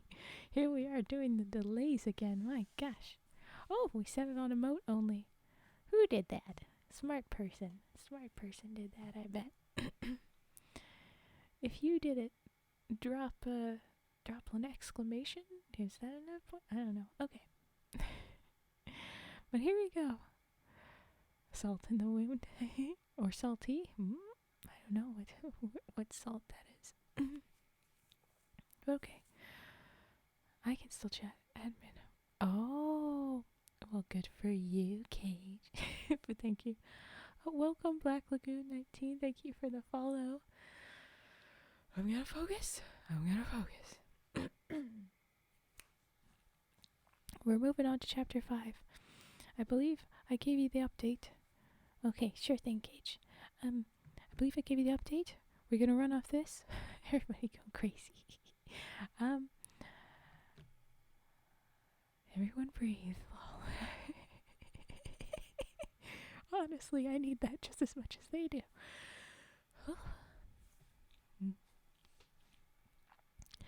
The next day, no one talked of anything but the rich lord, aka our little soldier man, who had distributed money as he drove along. The talk even reached the court, and the queen, who was very curious, had a great desire to see the wonderful prince. In through the nose, out through the mouth slowly. Yes, please, everyone breathe. You got this. Just breathe. Very well, said the king. Let him be asked to come and play cards with me. Ooh. This time the kinglet was not late for his appointment. Finally he's going to do it. The king sent for the cards and they sat down to play. They had 6 games and John always lost. The stake was 50 crowns and each time he emptied his purse, which was full the next instant. Pretty cool. Don't bonk Cage for doing what I request. Cage did exactly what was needed. Cage, please bonk Nani. Nani deserves it. Okay. Okay, so cool. He's got the purse, and the king is like, wow, that's cool. He says, the 6th time, the king exclaimed, it is amazing. The queen cried, it is astonishing. 6% love between you two? Yeah, that adds up. Welcome. Thank you for the follow, Izumi. Thank you. The queen cried, it is astonishing. The princess said, it is bewildering. Not so bewildering, replied the little soldier, as your change into a serpent. Ooh, children, please. Cage, do it again. They learned nothing. Someone slap me. I can't slap myself anymore.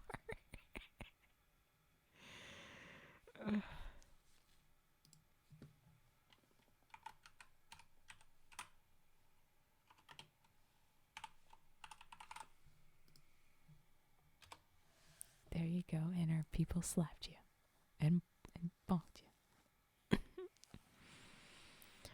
Okay, but yes, let's go ahead with the emotes only chat. Officially set that up. I did it that time. Take that. Ha ha. Shush, children. Okay, not so bewildering, replied the little soldier, as your change into a serpent. Hush, replied the king. Hush, children. I only spoke of it, interrupted the king, who did not like the subject. Sorry. I only spoke of it, said John, because you see in me the man who delivered the princess from the goblins, and whom she promised to marry. Is that true? Asked the king of the princess.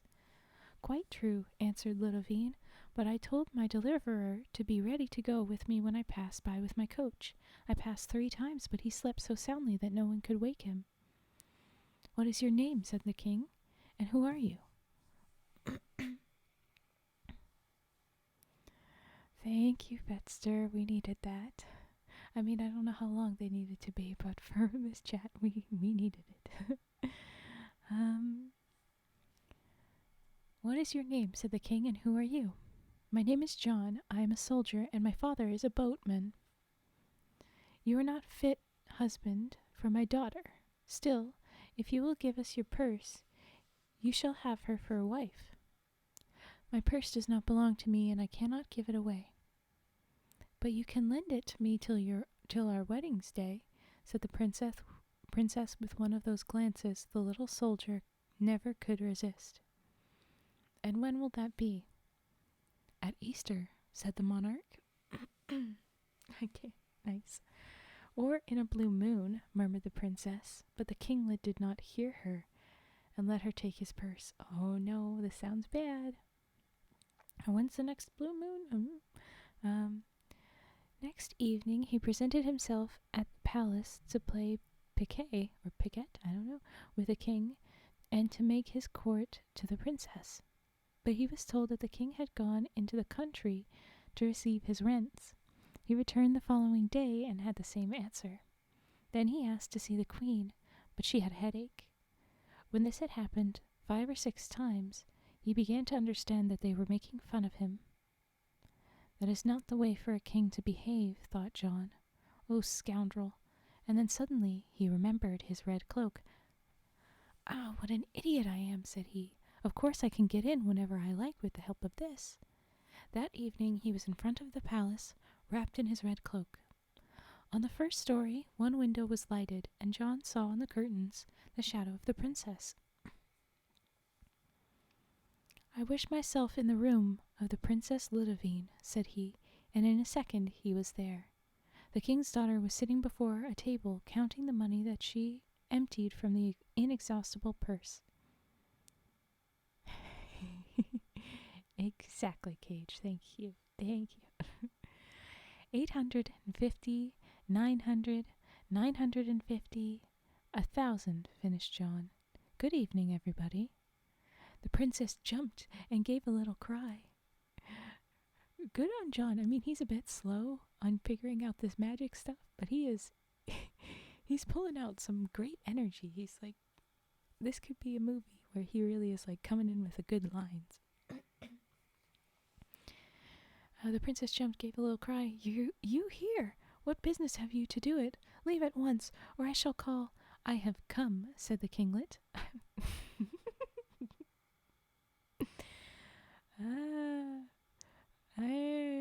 I'm glad that the chat is off. None of you can say words, and I can just giggle at that, and you guys can drop giggly emotes, but you can't say shit. Thank you, Cage. He says, I have come, said the kinglet, to remind you of your promise. I have come to remind you of your promise. The day after tomorrow is Easter Day, and it is high time to think of our marriage. Ludovine burst out into a fit of laughter. Okay, this bish. Girl? No. Our marriage? Have you really been foolish enough to believe that the daughter of the king of the Low Countries would ever marry the son of a boatman? Then give me back my purse, said John. Never, said the princess, and put it calmly in her pocket. Ooh. Turtle boy, thanks. This is fine, they're cute. As you like, said the little soldier. He laughs best who laughs the last. And he took the princess in his arms. I wish, he cried, that we were at the ends of the earth. And in 1 second he was there, still clasping the princess tightly in his arms. Oof, said John. It literally says oof, but they spell it like this. I'll put it in the chat. They spell it O-U-F. Oof. I'll demand that we say oof that way now. Oof, said John, laying her gently at the foot of a tree. I never took such a long journey before. Ooh. Charleaves, thank you for joining. I'm sorry that we have to be on emote only chat right now because the children were being naughty. Everybody was spamming, so we had to do emote only. But thank you for the follow. I never took such a long journey before. What do you say, madam? The princess understood that it was no time for jesting and did not answer. Besides, she was still feeling giddy from her rapid flight and had not yet collected her senses. And that was chapter 5.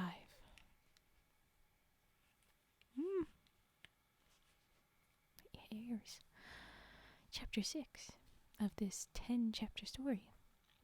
The king of the Low Countries was not a very scrupulous person, and his daughter took after him. This was why she had been changed into a serpent. It had been prophesied that she should be delivered by a little soldier, and that she must marry him unless he failed to appear at the meeting place 3 times running. The cunning princess then laid her plans accordingly. The wine that she had given to John in the castle of the goblins, the bouquet of immortelles, and the scarf all had the power of producing sleep like death. And we know how they acted on John. Indeed, he couldn't wake up. However, even in this critical moment, Ludovine did not lose her head. Good for her, she's focused. She got this.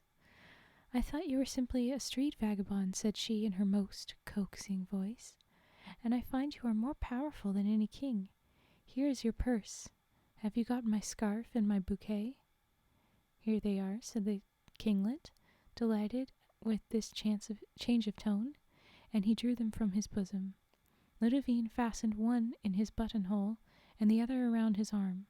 Now, she said, you are my lord and master, and I will marry you at your good pleasure. Woohoo! You are kinder than I thought, said John, and you shall never be unhappy, for I love you. And remember, John and Kinglet, he's got both those names. Then, my little husband, tell me how you managed to carry me so quickly to the ends of the world. Oh my gosh. Slay! I love it, Fetster. But now I'm nervous. This guy is totally going to take it. Oh, yeah, the little soldier scratched his head. Does she really mean to marry me, he thought to himself, or is she only trying to deceive me again? But Ludovine repeated, won't you tell me? In such a tender voice, he did not know how to resist her. After all, he said to himself, what does it matter telling her the secret as long as I don't give her the cloak? 'Cause she's gonna take it. Oh. And he told her the virtue of the red mantle. Oh dear, how tired I am, sighed Ludovine. Don't you think we had better take a nap? And then we can talk over our plans. She stretched herself on the grass, and the kinglet did the same. He laid his head on his left arm, round which the scarf was tied, and was soon fast asleep. Ludovine was watching him out of one eye, and no sooner did she hear him snore than she unfastened the mantle, drew it gently from under him, and wrapped it round her, took the purse from his pocket, and put it in hers, and said, I wish I was back in my own room. In another moment, she was there. God damn it. Unfair. Chapter 8. Who felt foolish but John when he awoke 24 hours later and found himself without purse, without mantle, and without princess? He tore his hair, he beat his breast, he trampled on the bouquet, and tore the scarf of the traitress. That's it. Oh my gosh, I misread it. Tore the scarf of the traitress to atoms. Besides this, he was very hungry, and he had nothing to eat. He thought of all the wonderful things his grandmother had told him when he was a child, but none of them helped him now. He was in despair, when suddenly he looked up and saw that the tree under which he had been sleeping was a superb plum, covered with fruit as yellow as gold. Here goes for the plums, he said to himself. All is fair in war. He's giving her that, you know what, she did it right, I'll let it be. You guys still going crazy over there. Oh my god. He climbed the tree and began to eat steadily, but he had hardly swallowed 2 plums when, to his horror, he felt as if something was growing on his forehead. He put up his hand and found that he had 2 horns. He leapt down from the tree and rushed to a stream that flowed close by. Alas, there was no escape. 2 charming little horns that would not have disgraced the head of a goat. Then his courage failed him. As if it was not enough, said he, that a woman should trick me, but the devil must mix himself up in it and lend me his horns. What a pretty figure I should cut if I went back into the world. This sounds just so, oh my gosh, inner.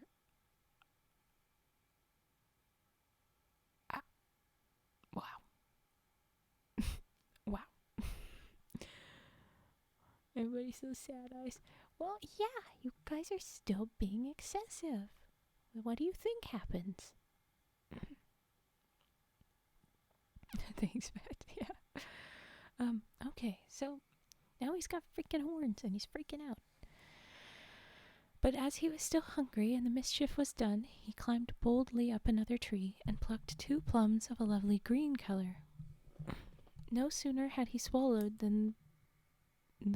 swallowed two, then the horns disappeared. The little soldier was enchanted, though greatly surprised, and came to the conclusion that it was no good to despair too quickly. When he had done eating, an idea suddenly occurred to him.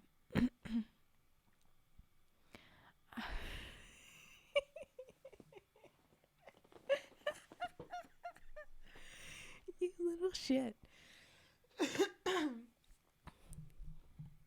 I'll get to triggers after I finish the story. How about that? Model, stop being weird. Fester, you're not even in jail. Not properly. Well played, yeah, it should be. Okay. So, what if the green plums just gave him wings or some shit? Thank you, Death Noah. Death Noah's being a good little kid. Look at that. Just doing head pats. Fetster giggling. Fetster, you don't have to get rid of that one. I'll still do it later. Oh, but yeah, fair enough to refund them. I don't know who got rid of that. Might not have been you, but anyway. I'm curious, like, what if it had been that he grew tails or something else? I was expecting him to become a full craziness. It was crazy. Refunded, and don't do that again. Lol. Even if it was clever, it was very clever.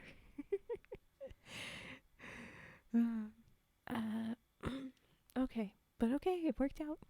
And now he's got a thought. Here we go. Perhaps, thought he, these pretty little plums may help me to recover my purse, my cloak, and my heart from the hands of this wicked princess. She has the eyes of a deer already. Let her have the horns of one. Bro, deer eyes, deer horns, I'm here for it. Okay. If I can manage to set her up with a pair, I will bet any money that I shall cease to want her for my wife. A horned maiden is by no means lovely to look at. Ooh. Thank you. It looks like me and this little kinglet John. We would get on well, I think. It's okay that he's a little bit slow sometimes. Sometimes you're here for a himbo.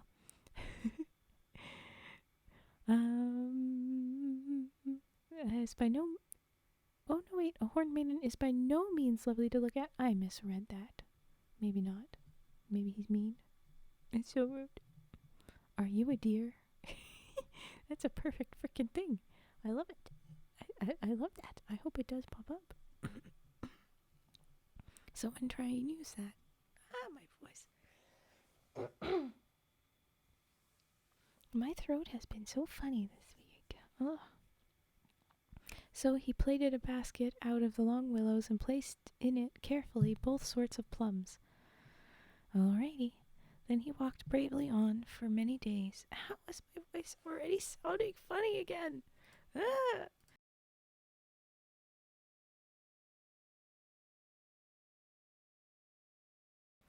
Please let this work. Please let my voice be nice again. So he's figured it out. He's put them into the basket. Then he walked bravely on for many days, having no food but the berries by the wayside, and was in great danger from wild beasts and savage men. But he feared nothing except that his plums should decay, and this never happened. I was going to say, if you're walking for so long, well, when will your fruit decay? And then when will it become wine? And then, could he do the same thing with wine? Could he make her drink the wine instead of eat the plums? Thank you for the follow. I'm not even gonna guess how you want me to say that name. But thank you for the follow. Cause I don't know. But okay. And and yeah, sorry, we're in emotes only right now because people are being a bit much. Dear blush. Oh, that's so cute too. Oh. All right. Looks like it's just no name. Oh, so I should skip the... Okay, because I was looking at the X's and the 0. No name. Got it. Then it's perfectly fine that I said nothing. I guess. Alright, but at last, he came to a civilized country. Dear Chad. Oh my god. Thank you for these deer-themed memes. I love them. At last he came to a civilized country, and with the sale of some jewels that he had about him on the evening of his flight, He took passage on board a vessel for the Low Countries. Yet again, he's managing to figure that out. Good for him. Glad you liked it. So at the end of a year and a day, he arrived at the capital of the kingdom. And in that time, you just know the princess has managed to get a ton of money out of that bag. She has just flooded and maybe ruined the economy of the local area. Wow. But okay. Here we go. Chapter 9. Or no, chapter 8. Oh, that was only 7. Jeez. Okay. The next day he put on a false beard and the dress of a date merchant, and taking a little table, he placed himself before the door of the church. Woohoo! He spread carefully out on a fine white cloth his Mirabelle plums. Ooh, I guess that's what they're called. Which looked for all the world as if they had been freshly gathered, and when he saw the princess coming out of the church, he began to call out in a feigned voice, "Fine plums! Lovely plums!" "How much are they?" said the princess. 50 crowns each. 50 crowns? But what is there so very precious about them? Do they give one wit, or they increase one's beauty? "They could not increase what is already perfect, fair princess, but still they might add something." I'm just imagining he turns to camera and his eyebrows bouncing. You know what I'm thinking. "Rolling stones gather no moss, but they sometimes gain polish, and the months which John had spent in roaming about the world had not been wasted. Such a neatly turned compliment flattered Ludovine." Because he did say she's already perfect. It's perfect. "What will they add?" she smilingly asked. "You will see, fair princess, when you taste them. It will be a surprise for you." And indeed it will. We just know. Ludovine's curiosity was roused. She drew out the purse and shook out as many little heaps of 50 crowns as there were plums in the basket. The little soldier was seized with a wild desire to snatch the purse from her and proclaim her a thief, but he managed to control herself. Good.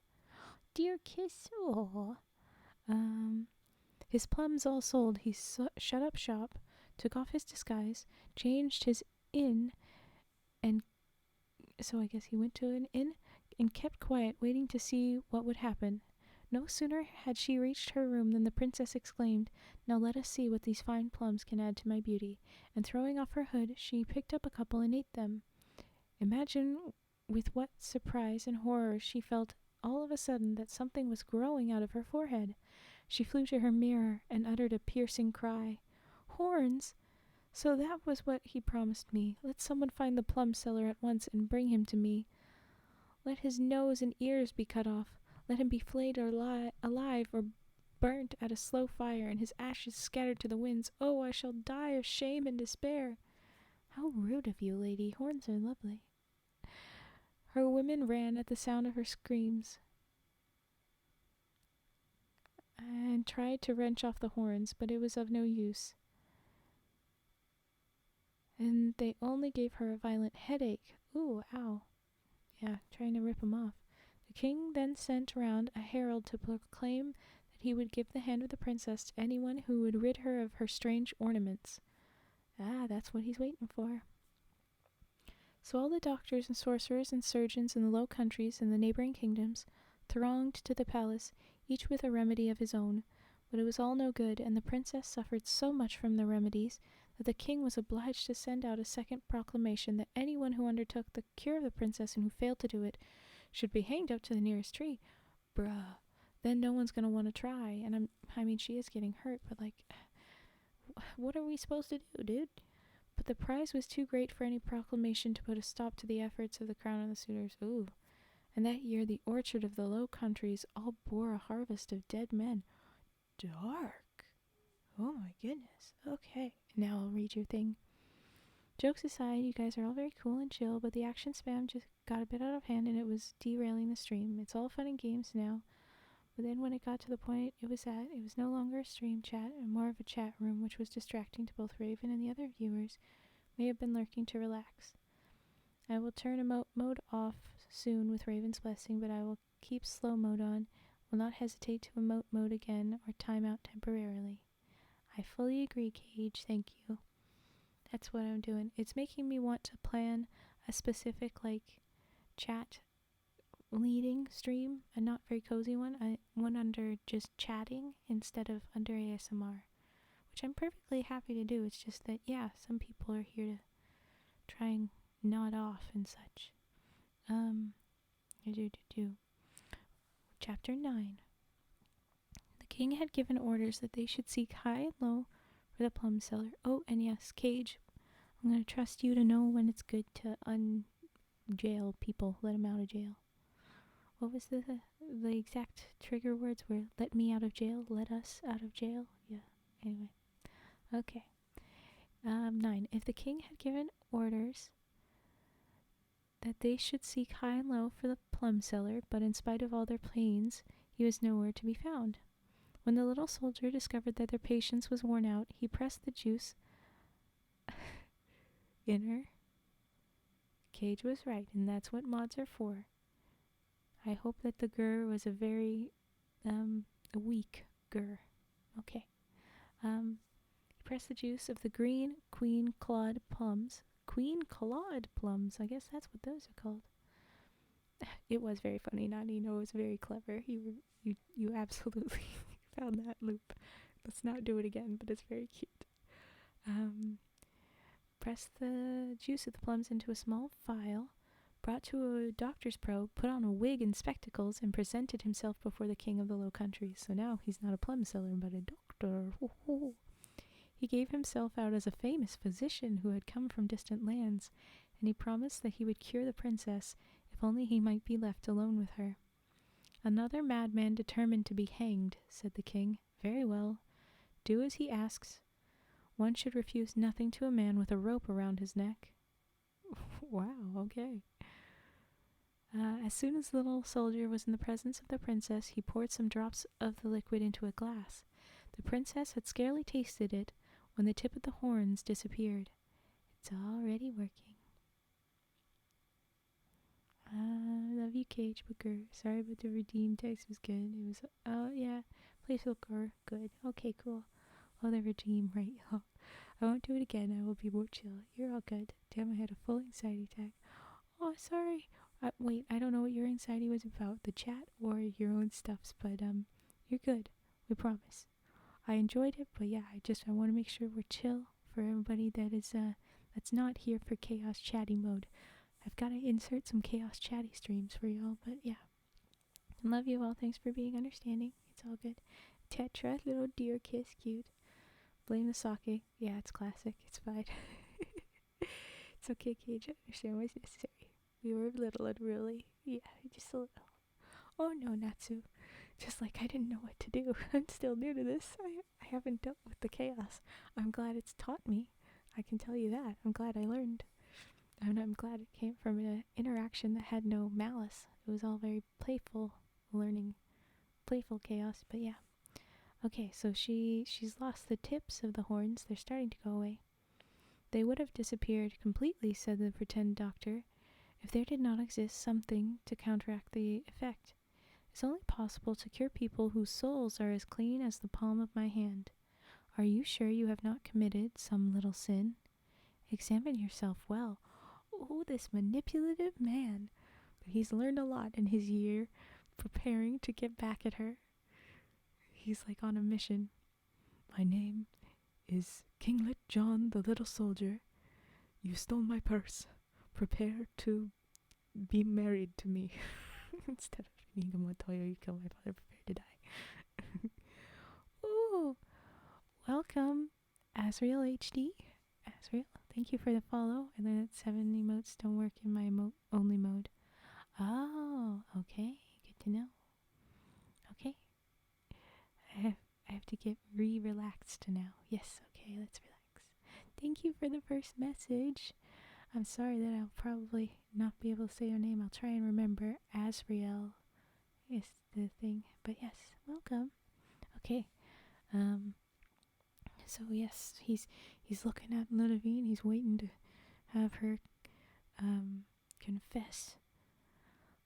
Ludovine had no need to think over it long, but she was torn in pieces between the shame of a humiliating confession and the desire to be unhorned. At last she made answer with downcast eyes. I have stolen a leather purse from a little soldier. Give it to me. The remedy will not act till I hold the purse in my hands. It cost Ludovine a great pang to give up the purse, but she remarked that riches would not benefit her if she was still to keep the horns. I mean, I think you'd be fine, but again, I like my horns. Because the inputted text... Oh, I get you, Turtle. Thank you for pointing that out. Just took my meds, but I still can't breathe. Oh, I'm sorry, Natsu. I'm so sorry. You're just going through all of the emotions tonight. Everybody send some hugs to Natsu.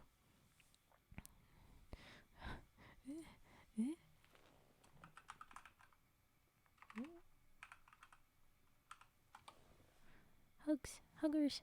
There you go. I give you hugs. Okay. So...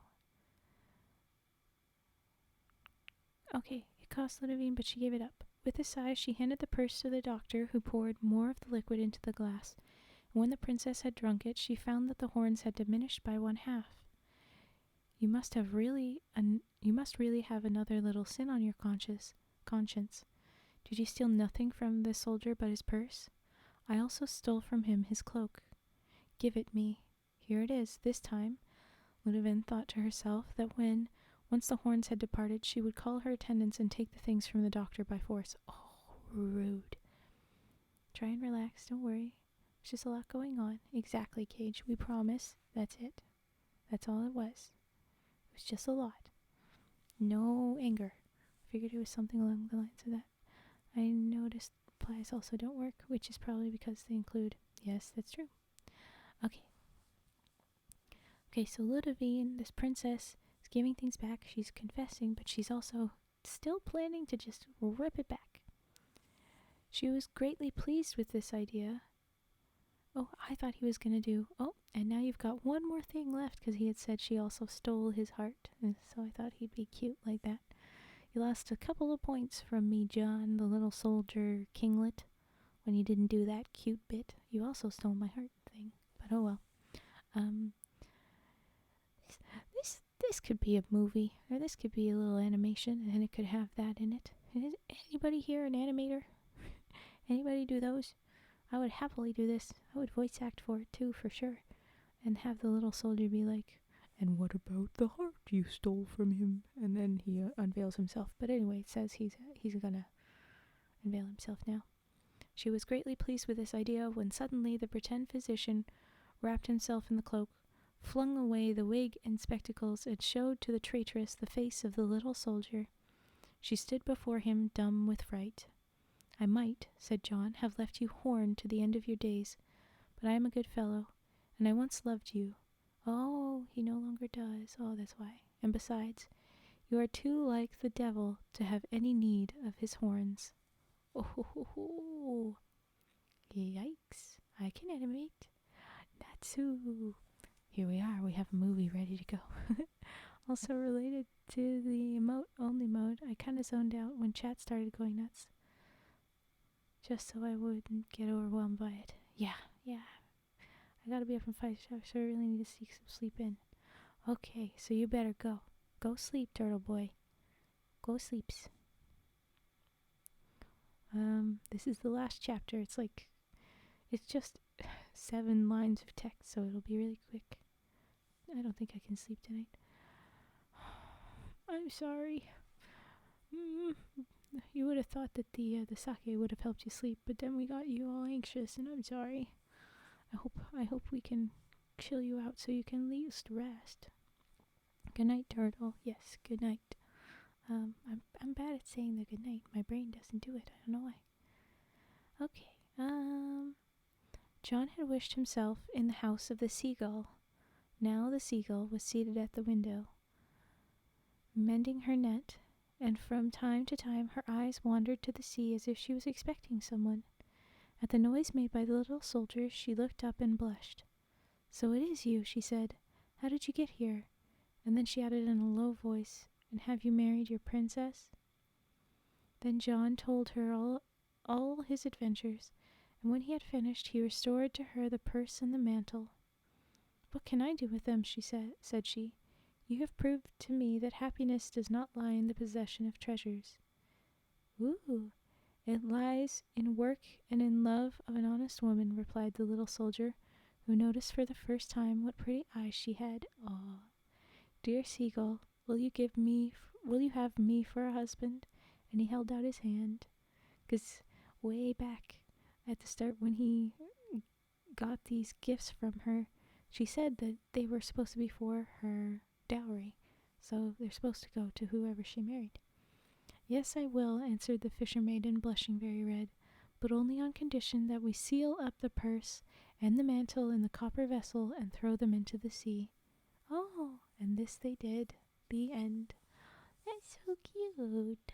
Oh, it's my fault as well, and I will never blame you. Oh, what? When did we get that? Don't go blaming folks, please. There's no problem. Don't. It's no fault. It's no bad. Good night, Raven, and good night, chat. I hope everyone has a great day, night, and until our stories next entwine, friends. Good night. Sleep well. Clip Studio. Oh, that, yeah. Death No Offense. Tag team and this stuff. How to cat love. Oh, you meant I'm getting. Yes, okay. Alrighty. Oh, there's 49% heat. Okay, I've never heard of that before. I don't know anything about animation tools, though. Ooh, wizard. Okay, well then I'll leave you be to go chat, maybe. How about you tell them how you were very stressed out, and maybe they will help you calm down and you can get real person hugs instead of all of our online ones. Maybe? Eyebrows? Okay, anyway, I go. Clip Studio Paint, yes, it does the, Emerald Lakes and doubles. Cool. Okay. Just hug Natsu. Here, lots of hugs to Natsu. Good. But okay. Oh, I see you did at them. We got to the end of the little soldier. If you didn't notice, that was the end. So I'll get rid of that. We can move past that one. That was the next one. That one's pretty short. Okay. The next story is pretty short, but I'm giving this little break so that anybody can do redeems if you want to drop those in. Yeah, oof.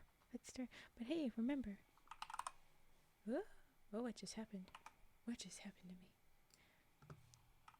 It's that oof. It's the oof from the story. Singing frog and singing bull. That's why she woke up. Oh, sorry about that. I hope you feel better soon, and then you can both get some rest. I hope you both get some sleeps. Okay.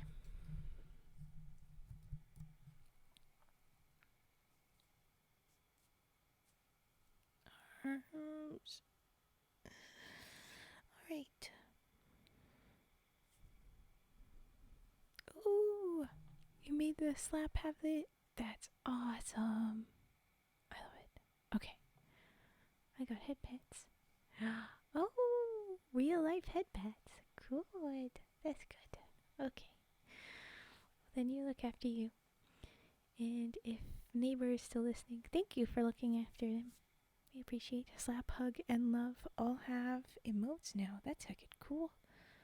Lookin' Lima, thank you for the follow. I appreciate it. Now time to do singing frog and then singing bowl.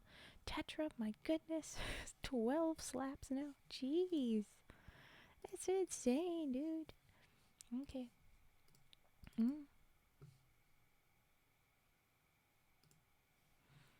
Okay.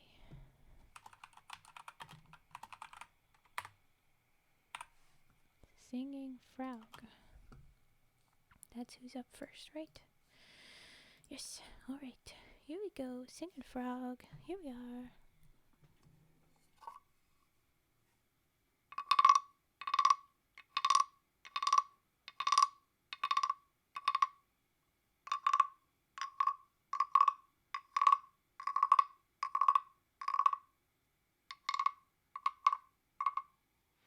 Thank you for the follow, Just Polar Bear. Thanks. Welcome.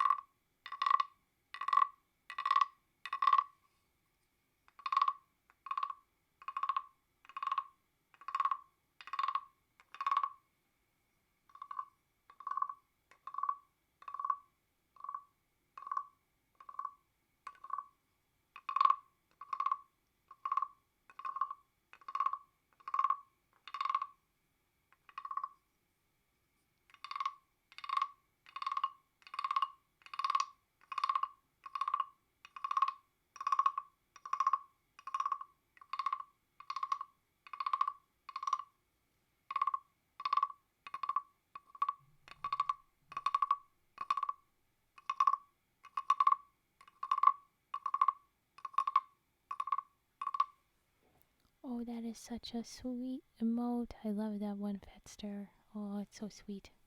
I can feel the nice hug. Ah, Mike! No! Don't do it! To let y'all know, the mic just flopped. The arm is still up, but the mic just...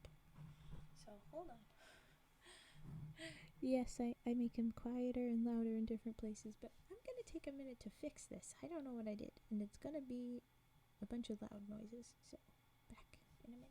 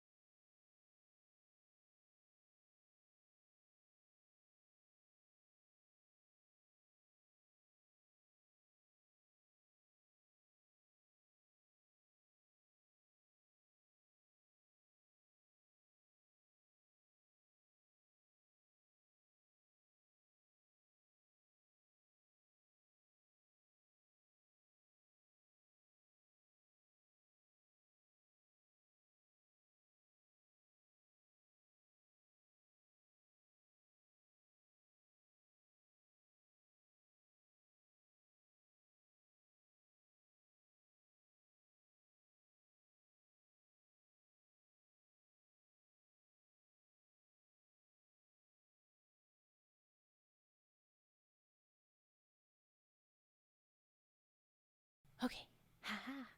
I was mad at my tech, but I've got it now. Hee. Lots of hugs. Thank you for hugs. I was also going to say, you're much better now. I'm very glad that you're much better now, Natsu. That's very good to hear. Okay, I feel better. Alright. Yeah, I move this stuff around so that you get different sounds. I'm not entirely sure where sounds best. And sometimes when the volume peaks when I'm using the frog, it gets weird. The mic didn't bonk or anything. Yeah, it just went floppy, and I was like, "Ah, Mike, don't kill yourself here." Ah, okay, hugs. Oh, I never put singing frog up, did I?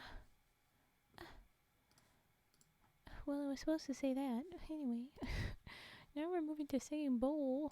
But anyway, alrighty. Bill.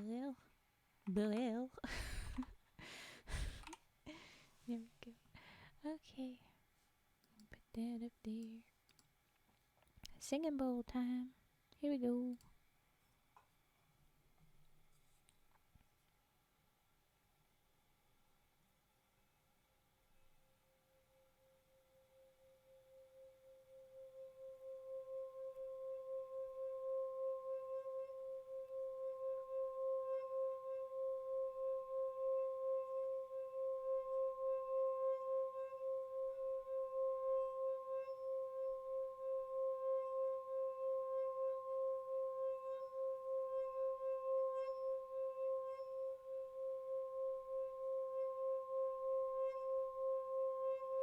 Bye, Inner. Thank you for being here. We'll see you next time.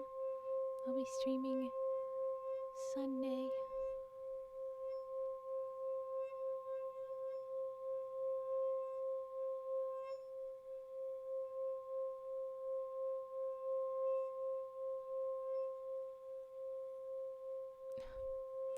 Yes, it's supposed to say singing bowl. My brain. I missed a G. Haha. There. Frick. Right.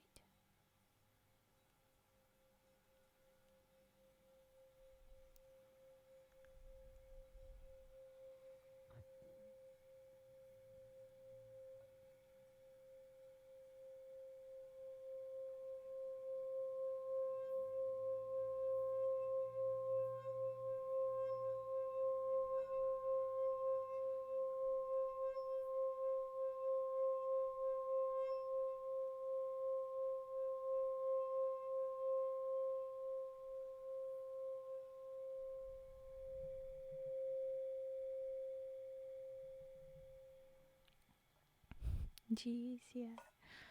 I have a singing bowl. There we go. So, but anyway. Yes, please don't crazy spam.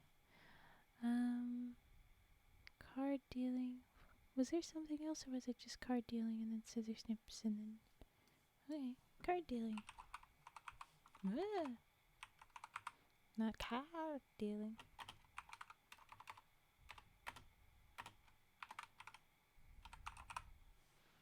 Alright, little gentleman death noir. Fancy. Okay.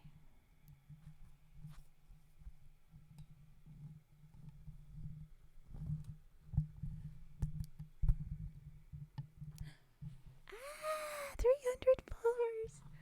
Oh my gosh, thank you.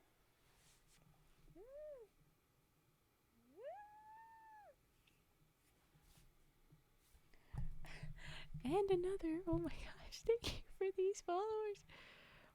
Oh my gosh, guys. Oh jeez, are you kidding? An ad right now? An ad? For frog's sake. Oh my god, for frog's sake. I have no skips. I'm sorry, guys. But thank you so much for 300. They're going wild.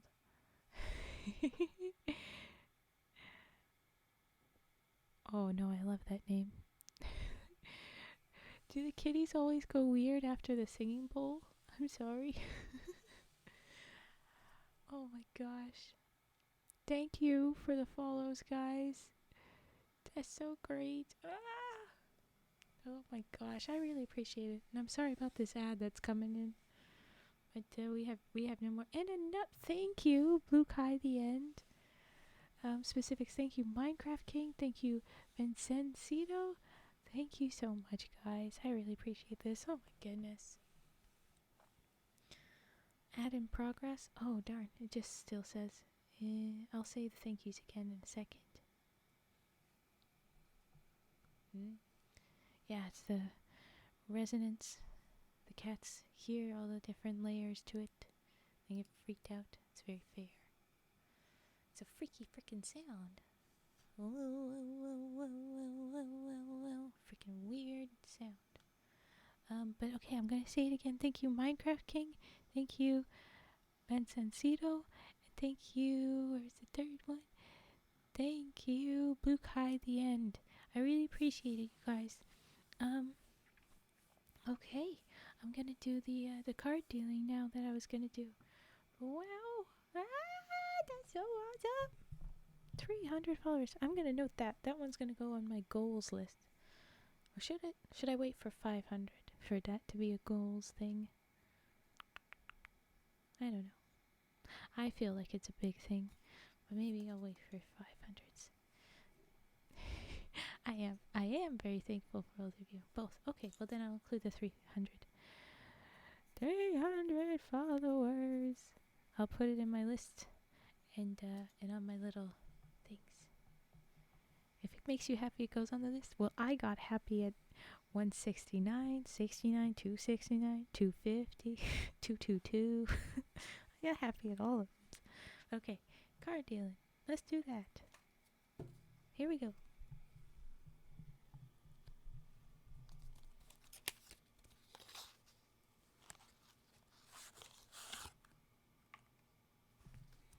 Yes, I'll fix that later. And oh, cute, the kitties are cuddling you because they're anxious, I bet. Okay. Hi, Obsidian Soul. I've got dealing to do. Not that kind of dealing. Card dealing. Okay, here we go.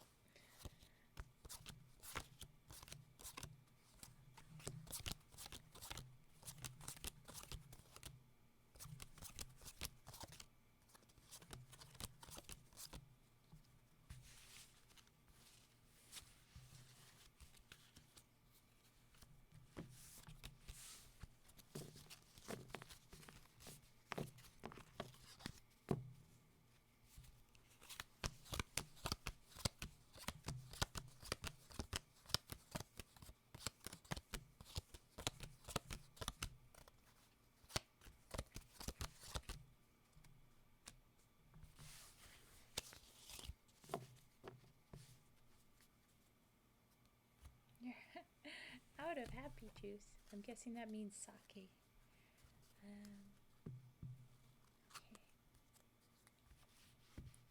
So we are on this one right now. Okay. And if the other sound, against the harder table instead of the mouse pad is the preferred sound, let me know and I'll do it at a different spot. Okay, don't worry about it. Go to sleep. Hopefully this will knock you out. Alcohol in general. Yeah, exactly. Well, now you have cat. Cat can be happy something, not happy juice. Okay, here we go.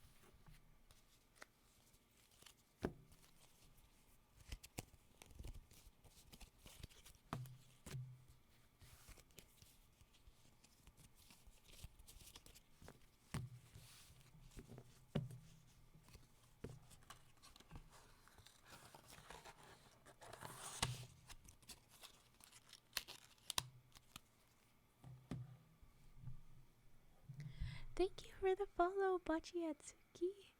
At Akatsuki, sorry. I'm gonna redeem typing while my mic is low, but thank you so much for the follow. Thank you. Alright.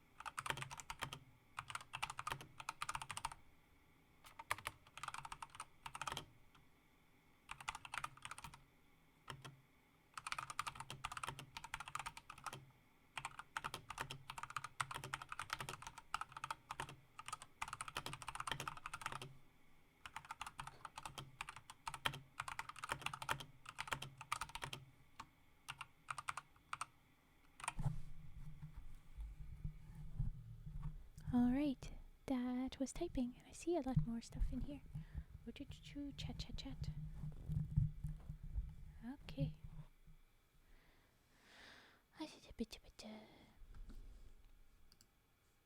Boop. Alright, scissor snips. Before I left, I heard something. Yeah, I don't know exactly when you left. I got to 303 followers now. Oh my god. Freaking 303. There's a big ass spider in your room. I got the hairspray and the lighter. Let's do this. I was gonna say send the cats. I had cats that like to eat bugs, but it was hard to sick them on bugs sometimes. Sometimes they were like, oh, I don't see it. Use your freaking night vision, giant eyeballs, and just get the freaking bug. But I will say that spiders eat the smaller bugs, and the smaller bugs are the ones that freak me out more. So maybe just like have a spider roommate, or yeah, hairspray and lighter. Either way. Am I hearing things? Anyway, scissor snips next. Scissor snips. Scissor snip. Alrighty.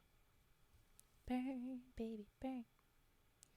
Yeah, be careful not to set fire to the rug. Yes, for sure. Okay.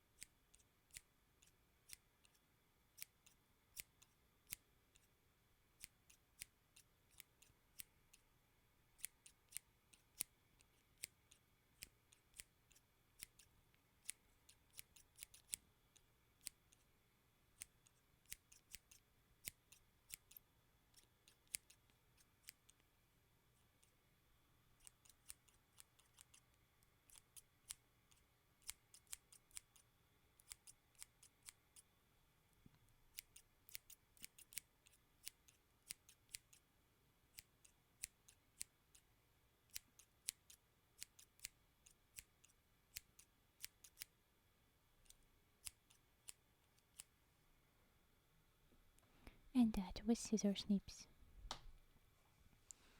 Okay.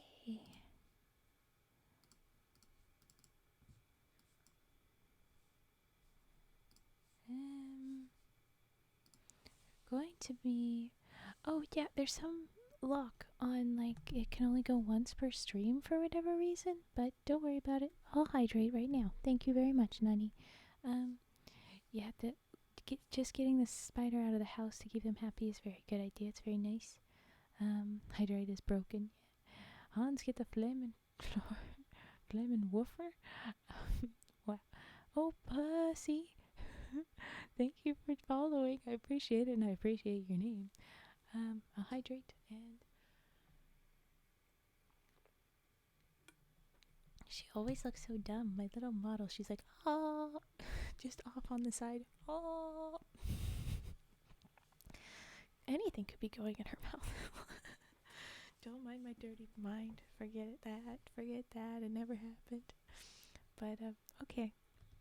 Those were the redeems. Why is she looking frozen? Why do you look frozen, model? Is that just my view, or does something freeze? It's German for flamethrower. I figured, Natsu. it reeked of German. But okay. Oh yeah, there she is. I had to reload my Twitch. But okay. Yeah, alright. That's her. Yeah. Okay. What was I doing? Right, the next story we were gonna do. This one is called The Dirty Shepherdess. Interesting title. Oh wait. But that's the next one. Just playing with the emotes. Yeah, they're very fun. I like the thinking thing. It's super cute. But the gentleman frog thinking of money, just it reeks of, because like, well, one, Death Noah loves to use the gentleman frog, and then we often have rain from the rainy money for Death Noah, so that fits very well. But also it makes me think of like gentlemen thinking about strippers, or gentlemen, they're all that he looks like a little bit like he could be a Scrooge, and so he'd be always thinking about money, like Mr. Krabs. I like money, so it's very fun. Yes, that if y'all missed that username up there, that was freaking gold username. And we have some more German. But okay, Dirty Shepherdess. That's what we're reading. That's the next story. I'm gonna rearrange myself, see if the mic arm will cooperate. It mostly does. It's a little bit funny, but yeah. Oh no, don't apologize, Dimda. If you were having full conversations in another language, I might start to be like, oh, I think we will need to moderate that, but a little bit is fine. You guys are discovering that you have more ways to communicate. It's great. It's lovely. No, it's good. It's just because I don't know if you're like planning something or saying something mean about somebody else, or like that's why I have my mods and stuff to look after stuff. And I don't know if any of them speak German, so well, Dumda speaks German. What am I saying? Dumda is one of them. So I should trust him. Okay, I should trust him. But alright, we're gonna do the Dirty Shepherdess. And hopefully we are back in this, this more chill vibe. And anybody that needed to fall asleep will fall asleep to this. I'm gonna say that we're probably gonna do this story, a few more redeems at the end of it, and then we'll raid out somewhere again. Ooh, thank you for the follow, Wolfadrago. Fun. Why, sorry, hold. I need to run to switch off my alarm clock. Ooh, no worries. I was saying that you were a mod, so I should trust you. Which story am I reading? Oh, it hasn't. There we are. The Dirty Shepherdess. Now it is switching over. So that's what we're about to do. It's not going to be terribly long, so we'll be able to do stuff at the end. Isn't that trust me? Yes, I should trust you with your German conversation that you guys were carrying out, because I was saying like that's why you wouldn't want a language that you don't understand is all. But it's all good. I hit 300. Yes, thank you. We're already at 305. Holy crap. Holy croak. Holy croak. That's our frog theme swearing. Holy croak. Yeah. Okay. Well, yes. Now we're going to read 100 more and we hit the magic number. 405? Is that a magic number? I think we need 115 more for the new magic number. And every time I'm looking for us to get to 70 is fun. The lifting number. It's like, I don't know. Anyway, it's a long way to say tank in German. Oh, okay. Alright, here we go. The Dirty Shepherdess. For real. I'm reading it. I'm doing it. Once upon a time, thank you, Nani. Once upon a time there lived a king who had 2 daughters, and he loved them with all his heart. Oh, for the first time, one of these guys is actually like loving his children equally. Damn, finally got there. Every time it's like, and all of them were lovely, but this one was like awful, and this one was the best, or something like that. Anyway, okay. He loved them with all his heart. 404 followers does not found. Yeah, that's cute. Nope, but I do know the language as well. Yeah. 4 or 5 pound weight is the number all deadlifters talk about in the gym guy memes. Oh. Yeah, I was kind of guessing it was something like that. Okay. I don't even lift, bro. Sorry. I do actually lift. I do smaller weights. And I don't go to the gym. I have my own shit. Once upon a time there lived a king who had 2 daughters. Yes, and he actually liked them both. When they grew up, he was suddenly seized with a wish to know if they, on their part, truly loved him. Aw. And he made up his mind that he would give his kingdom to whichever best proved her devotion. Can we not just, like, find a more reasonable way to pick Like, do both of you want to govern this kingdom? Yeah. Oh, okay. Well, would either of you want to try and, like, reach out to a different kingdom to rule? Marry into a different governing system? No? Okay. Well, then how about we could we maybe not make it so frivolous as which one of you loves me more? Of course. You want this? Oh, fine. Okay, so he called the elder princess Bratty AF. Really? Truly? Oh, nice knowledge. He called the elder princess and said to her, "How much do you love me?" "As the apple of my eye," answered she.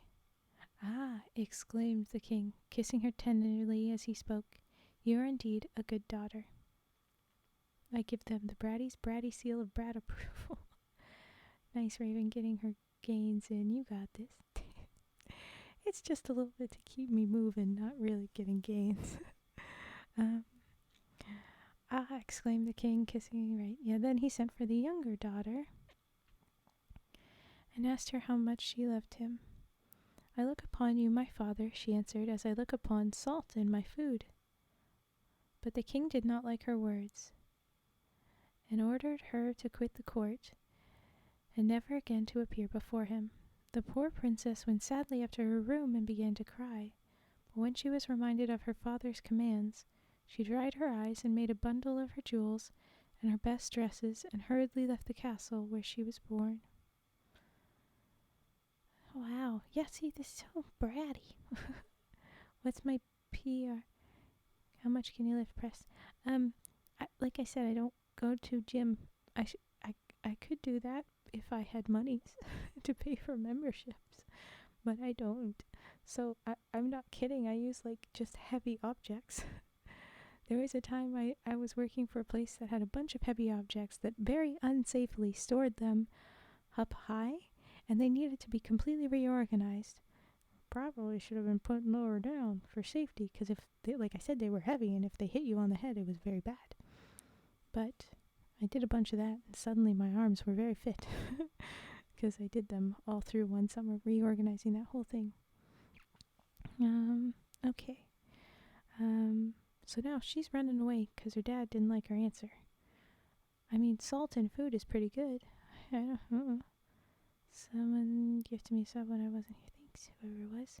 Yes, it might have been Cage. A bunch of sub gifting. It's very nice. She walked straight along the road in front of her, without knowing very well where she was going or what was to become of her, for she had never been shown how to work, and all she had learnt consisted of a few household rules and receipts of dishes which her mother had taught her long ago. Maybe they mean recipes of dishes, anyway. And as she was afraid that no housewife would want to engage a girl with such a pretty face, she determined to make herself ugly as she could. She therefore took off the dress that she was wearing and put on some horrible rags belonging to a beggar, all torn and covered with mud. Where did she get them? Did the beggar just give them to her? Did she trade? Anyway. After that she smeared mud all over her hands and face, and shook her hair into a great tangle. Having thus changed her appearance, she went about offering herself as a goose girl or shepherdess. But the farmers' wives would have nothing to say to such a dirty maiden, and sent her away with a morsel of bread for charity's sake. You did it too well, lady. Now they don't like you because you're too ugly. Or too dirty, really. So I support all the weightlifting because I always remember that guy who pumps that 60-pound weight casually. Started off with lighter stuff. Yeah, hey. Whatever works. I only try to lift people's spirits. Aw, Nanny. I haven't gotten to 4 or 5 yet, though. I was 2. Turtle was some. I think, who was it? Nani. Yes, I think so. She killed the beggar. Oh, she killed the beggar, you think? Yeah, maybe.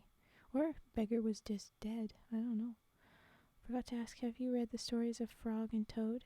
Not on stream, but I have before. Those are great. Goose people are awesome. Goose people are awesome. Was there goose? Did I say goose girl? Yes, there you go. Yeah, goose people. Okay, after walking for a great many days without being able to find any work, she came to a large farm where they were in want of a shepherdess, and engaged her gladly. One day when she was keeping her sheep in a lonely tract of land, she suddenly felt a wish to dress herself in her robes of splendor. She washed herself carefully in the stream, and as she always carried her bundle with her, it was easy to shake off her rags and transform herself in a few moments into a great lady. Frog and Toad were friends, I am told. Yeah. Not so. How dark of you. Where's our Natsu? Do you have the subscription? Where's our little?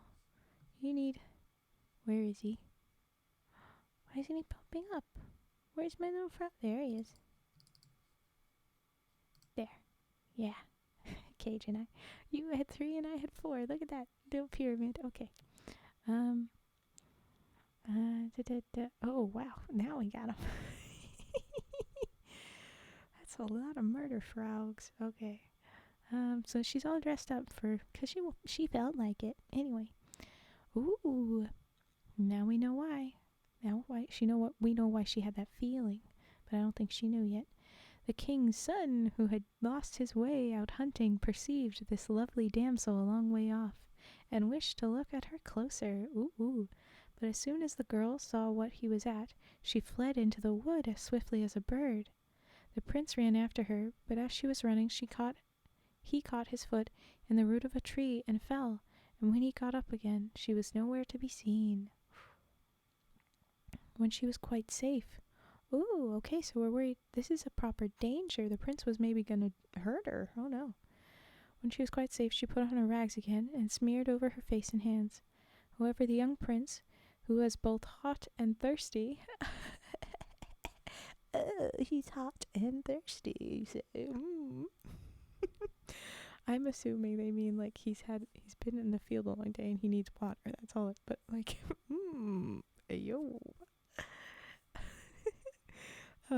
He found his way to the farm and to ask for a drink of cider, and he inquired the name of the beautiful lady that kept the sheep.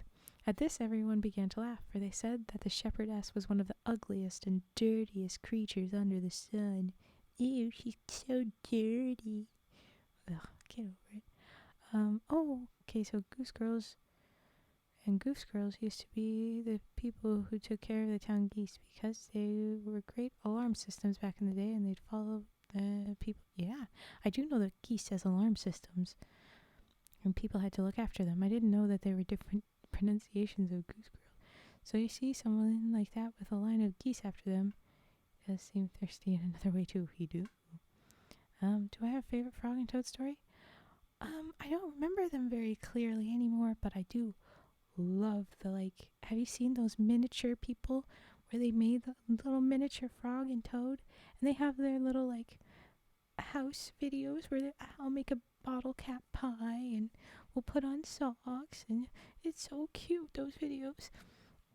Why are people in these fairy tales always? Because they had nothing better to do, and they were still more reasonable thing. They were still in a time of us versus them for safety, and so they had to judge people quickly. And if they weren't like you, they were different and thus dangerous. So they that, which is a very primitive people brain thing, is stuck in their head, which a lot of people still have stuck in their head. They can't get rid of it. So it's like, well, you're different from us, so we gotta hate you to keep ourselves safe. It's very fair, but it's like, come on, let's grow up. Primitive brain people. Yeah, no, literally. I mean, it sounds kind of awful, but it's like, literally. Back in primitive times when peoples were slower, when our brains were not as evolved. I've eaten frog when I was in France. No, that's fine.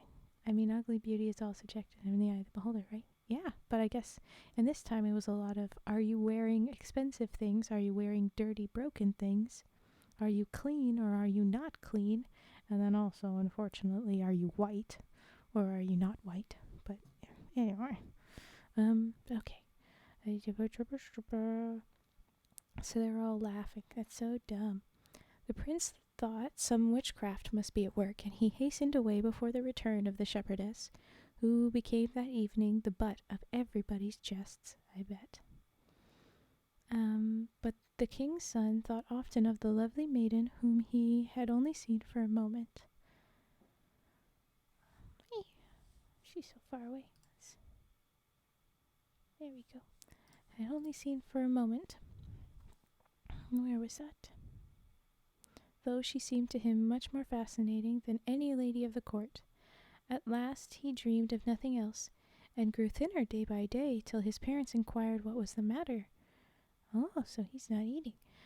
Promising to do all they could to make him as happy as he once was. He dared not tell them the truth, lest they should laugh at him, so he only said that he should like some bread baked by the kitchen girl in the distant farm. Ooh, okay. Glad I'm big-brained with that, even with today's standards nowadays. Yeah, it's good to be big-brained about subjective things, knowing everybody has their own preferences, and also they're like big brain about us versus them. We're all people. Gotta give love to all people. Oh, Nani, it only got worse. You are so adorable. I am so adorable. Thank you. I appreciate. But the prince wants to go to that girl again, and he's asked for bread from that kitchen girl. All right. Nani's so stressed. I'm sorry, but you just gotta not expect that to go well. Oh, Natsu, it's worse. Oh, Natsu, no. How far we've fallen, but we have come back up from like the 3 and 5%. Those were awful. Okay. We just gotta let them be. Try again tomorrow. Well, not tomorrow. I'm not streaming tomorrow, but anyway. Although the wish appeared rather odd, they hastened to fulfill it, and the farmer was told the request of the king's son. The maiden showed no surprise at receiving such an order, but merely asked for some flour, salt, and water, and also that she might be left alone in a little room adjoining the oven where the kneading trough stood.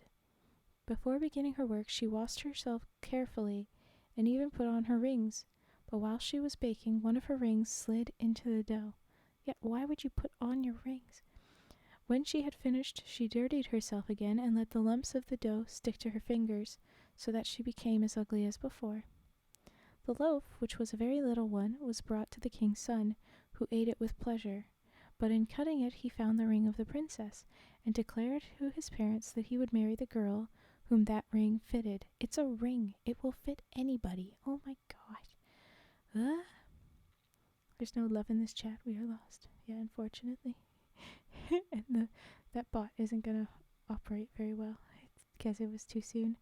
I'm not streaming tomorrow. My next stream will be Sunday. I stream Sunday to Thursday, and then I take a couple days off. Yes, very Cinderella-like, although for this reason, like this one makes a bit more sense, at least. Okay. Imagine Cinderella. No, the Dirty Shepherdess. What a name. Oh, thank you for the follow. Matthias, 21. I will be back, and you have VODs. I promise. It's okay. So the king made a proclamation through his whole kingdom, and ladies came from far away to claim the honor. But the ring was so tiny that even those who had the smallest hands could only get it on their little fingers. Well, sometimes you wear it on the tip of your finger on purpose. You never know what she meant. In a short time, all the maidens of the kingdom, including the peasant girls, had tried on the ring, and the king was just about to announce that their efforts had been in vain when the prince observed that he had not yet seen the shepherdess. Dun, dun, dun. Oh wow, look at that, dum-da! Ha-ha! This means war. Banzai! Good news.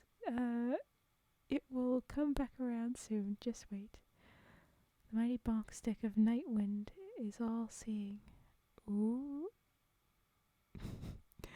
I thought you didn't have it. I do. It might not have gone up properly, but I do, yes. I'll double check it later, yeah. Oh, and I remember someone asking about how long I've been a streamer, and I didn't respond to that because I was in the middle of the thing. I started on February 1st, so I've only had a month and a bit here, but yeah, okay. And part of that was me being away, so I haven't actually been a streamer actively for much. Okay, so Prince hasn't seen it. Seen the shepherdess, who is the princess, yet.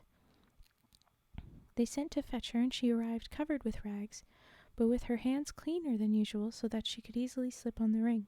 The king's son declared that he would fulfill his promise, and when his parents mildly remarked that the girl was only a keeper of sheep, and a very ugly one too, the maiden boldly said that she was born a princess, and that if they would only give her some water and leave her alone in a room for a few minutes, She would show that she could look as well as anyone in fine clothes. Hey, hey!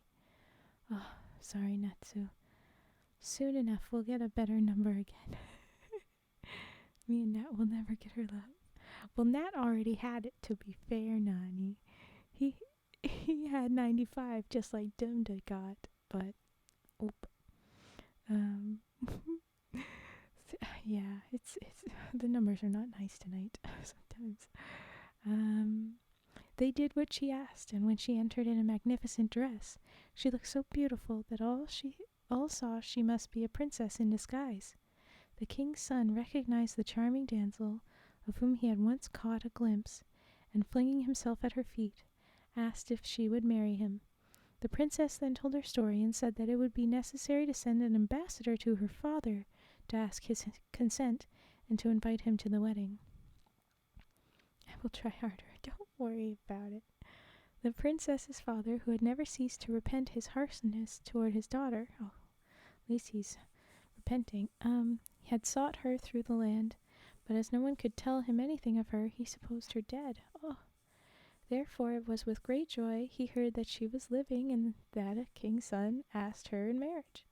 And he quitted his kingdom with his elder daughter, so as to present at the ceremony. By the orders of the bride, they only served her father at the wedding breakfast bread without salt and meat without seasoning. Seeing him make faces and eat very little, his daughter who sat beside him inquired if his dinner was not to his taste. Remember that he sent her away because she said she loved him like salt in her meals. So this is very relevant. He said, "No," he replied, "the dishes are carefully cooked and sent up, but they are also dreadfully tasteless." "Did I not tell you, my father, that salt was the best thing in life? And yet when I compared you to salt, to show how much I loved you, you thought slightingly of me and you chased me from your presence." The king embraced his daughter and allowed that he had been wrong to misinterpret her words. Then for the rest of the wedding feast they gave him bread made with salt and dishes with seasoning, and he said they were the very best he had ever eaten. The end. Yay! Happy ending for that. Aw. No worries, Naughty, I know. I'm keeping that 95. Very fair. More bonks. Well, love can only be beautiful when shared, so I'll allow it. Aww. And then bunk. You bunked him, not bonked. Does that mean that you're gonna stay in a bunk bed with him? Go have a sleepover, boys. Go have a sleepover.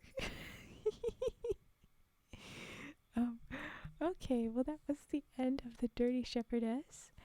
And this is going to be the end of the stream, so I'm going to do the bubble wrap pops, and then we're going to wrap up and read out to somebody else, okay? So grab my bubble wrap.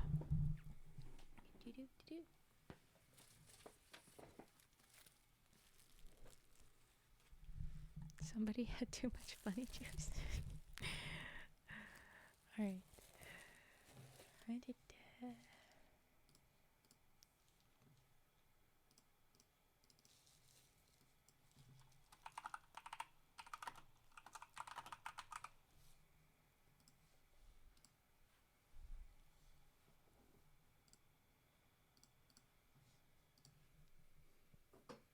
There we go.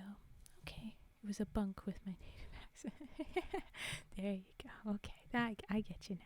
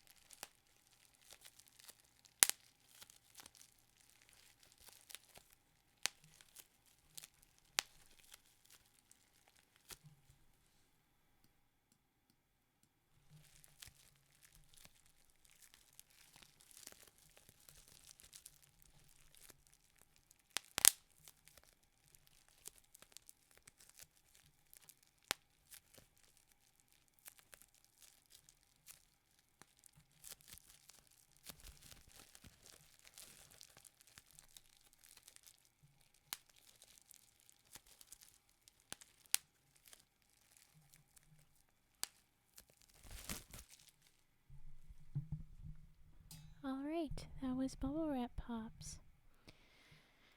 And I see we have a trigger word request. Okay. Tee-hee-hee, silly little me. And I can't really shrug emote. I can't. Yeah, that's not a word. But okay. Alright. That is our stream. Do we have any recommendations for who we rate into? Put that down. Okay. I'm gonna move. Whoa, Mike! Why is it so finicky? I'm going to move to end screen. And I'll tell you guys now, good night and thank you for joining me. Yeah, I'm not streaming tomorrow. I'll be streaming it on Sunday. I'm not sure if I will do origami again next week, but I will still do evening. Ooh, ooh, ooh. There you go. I will still do fairy tales in the evening. I think I'll probably do origami again next week, but we'll see. We just did nightly VT last night.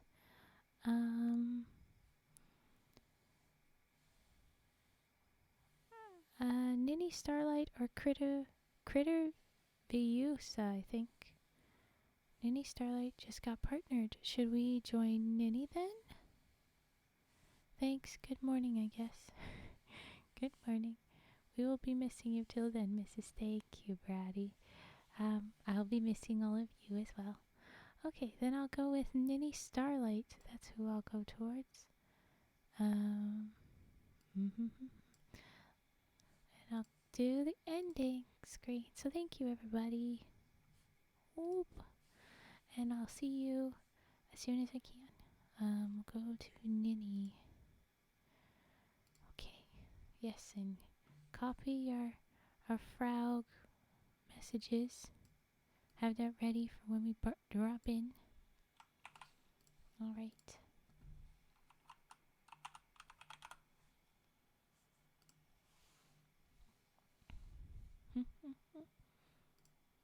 Okay, we're gonna head to Ninny if you're ready.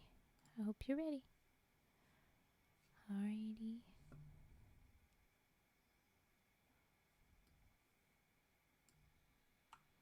It's alright. But thank you again, guys, everybody, for joining. I hope you sleep well. I hope we see each other soon. Alright. Away we go.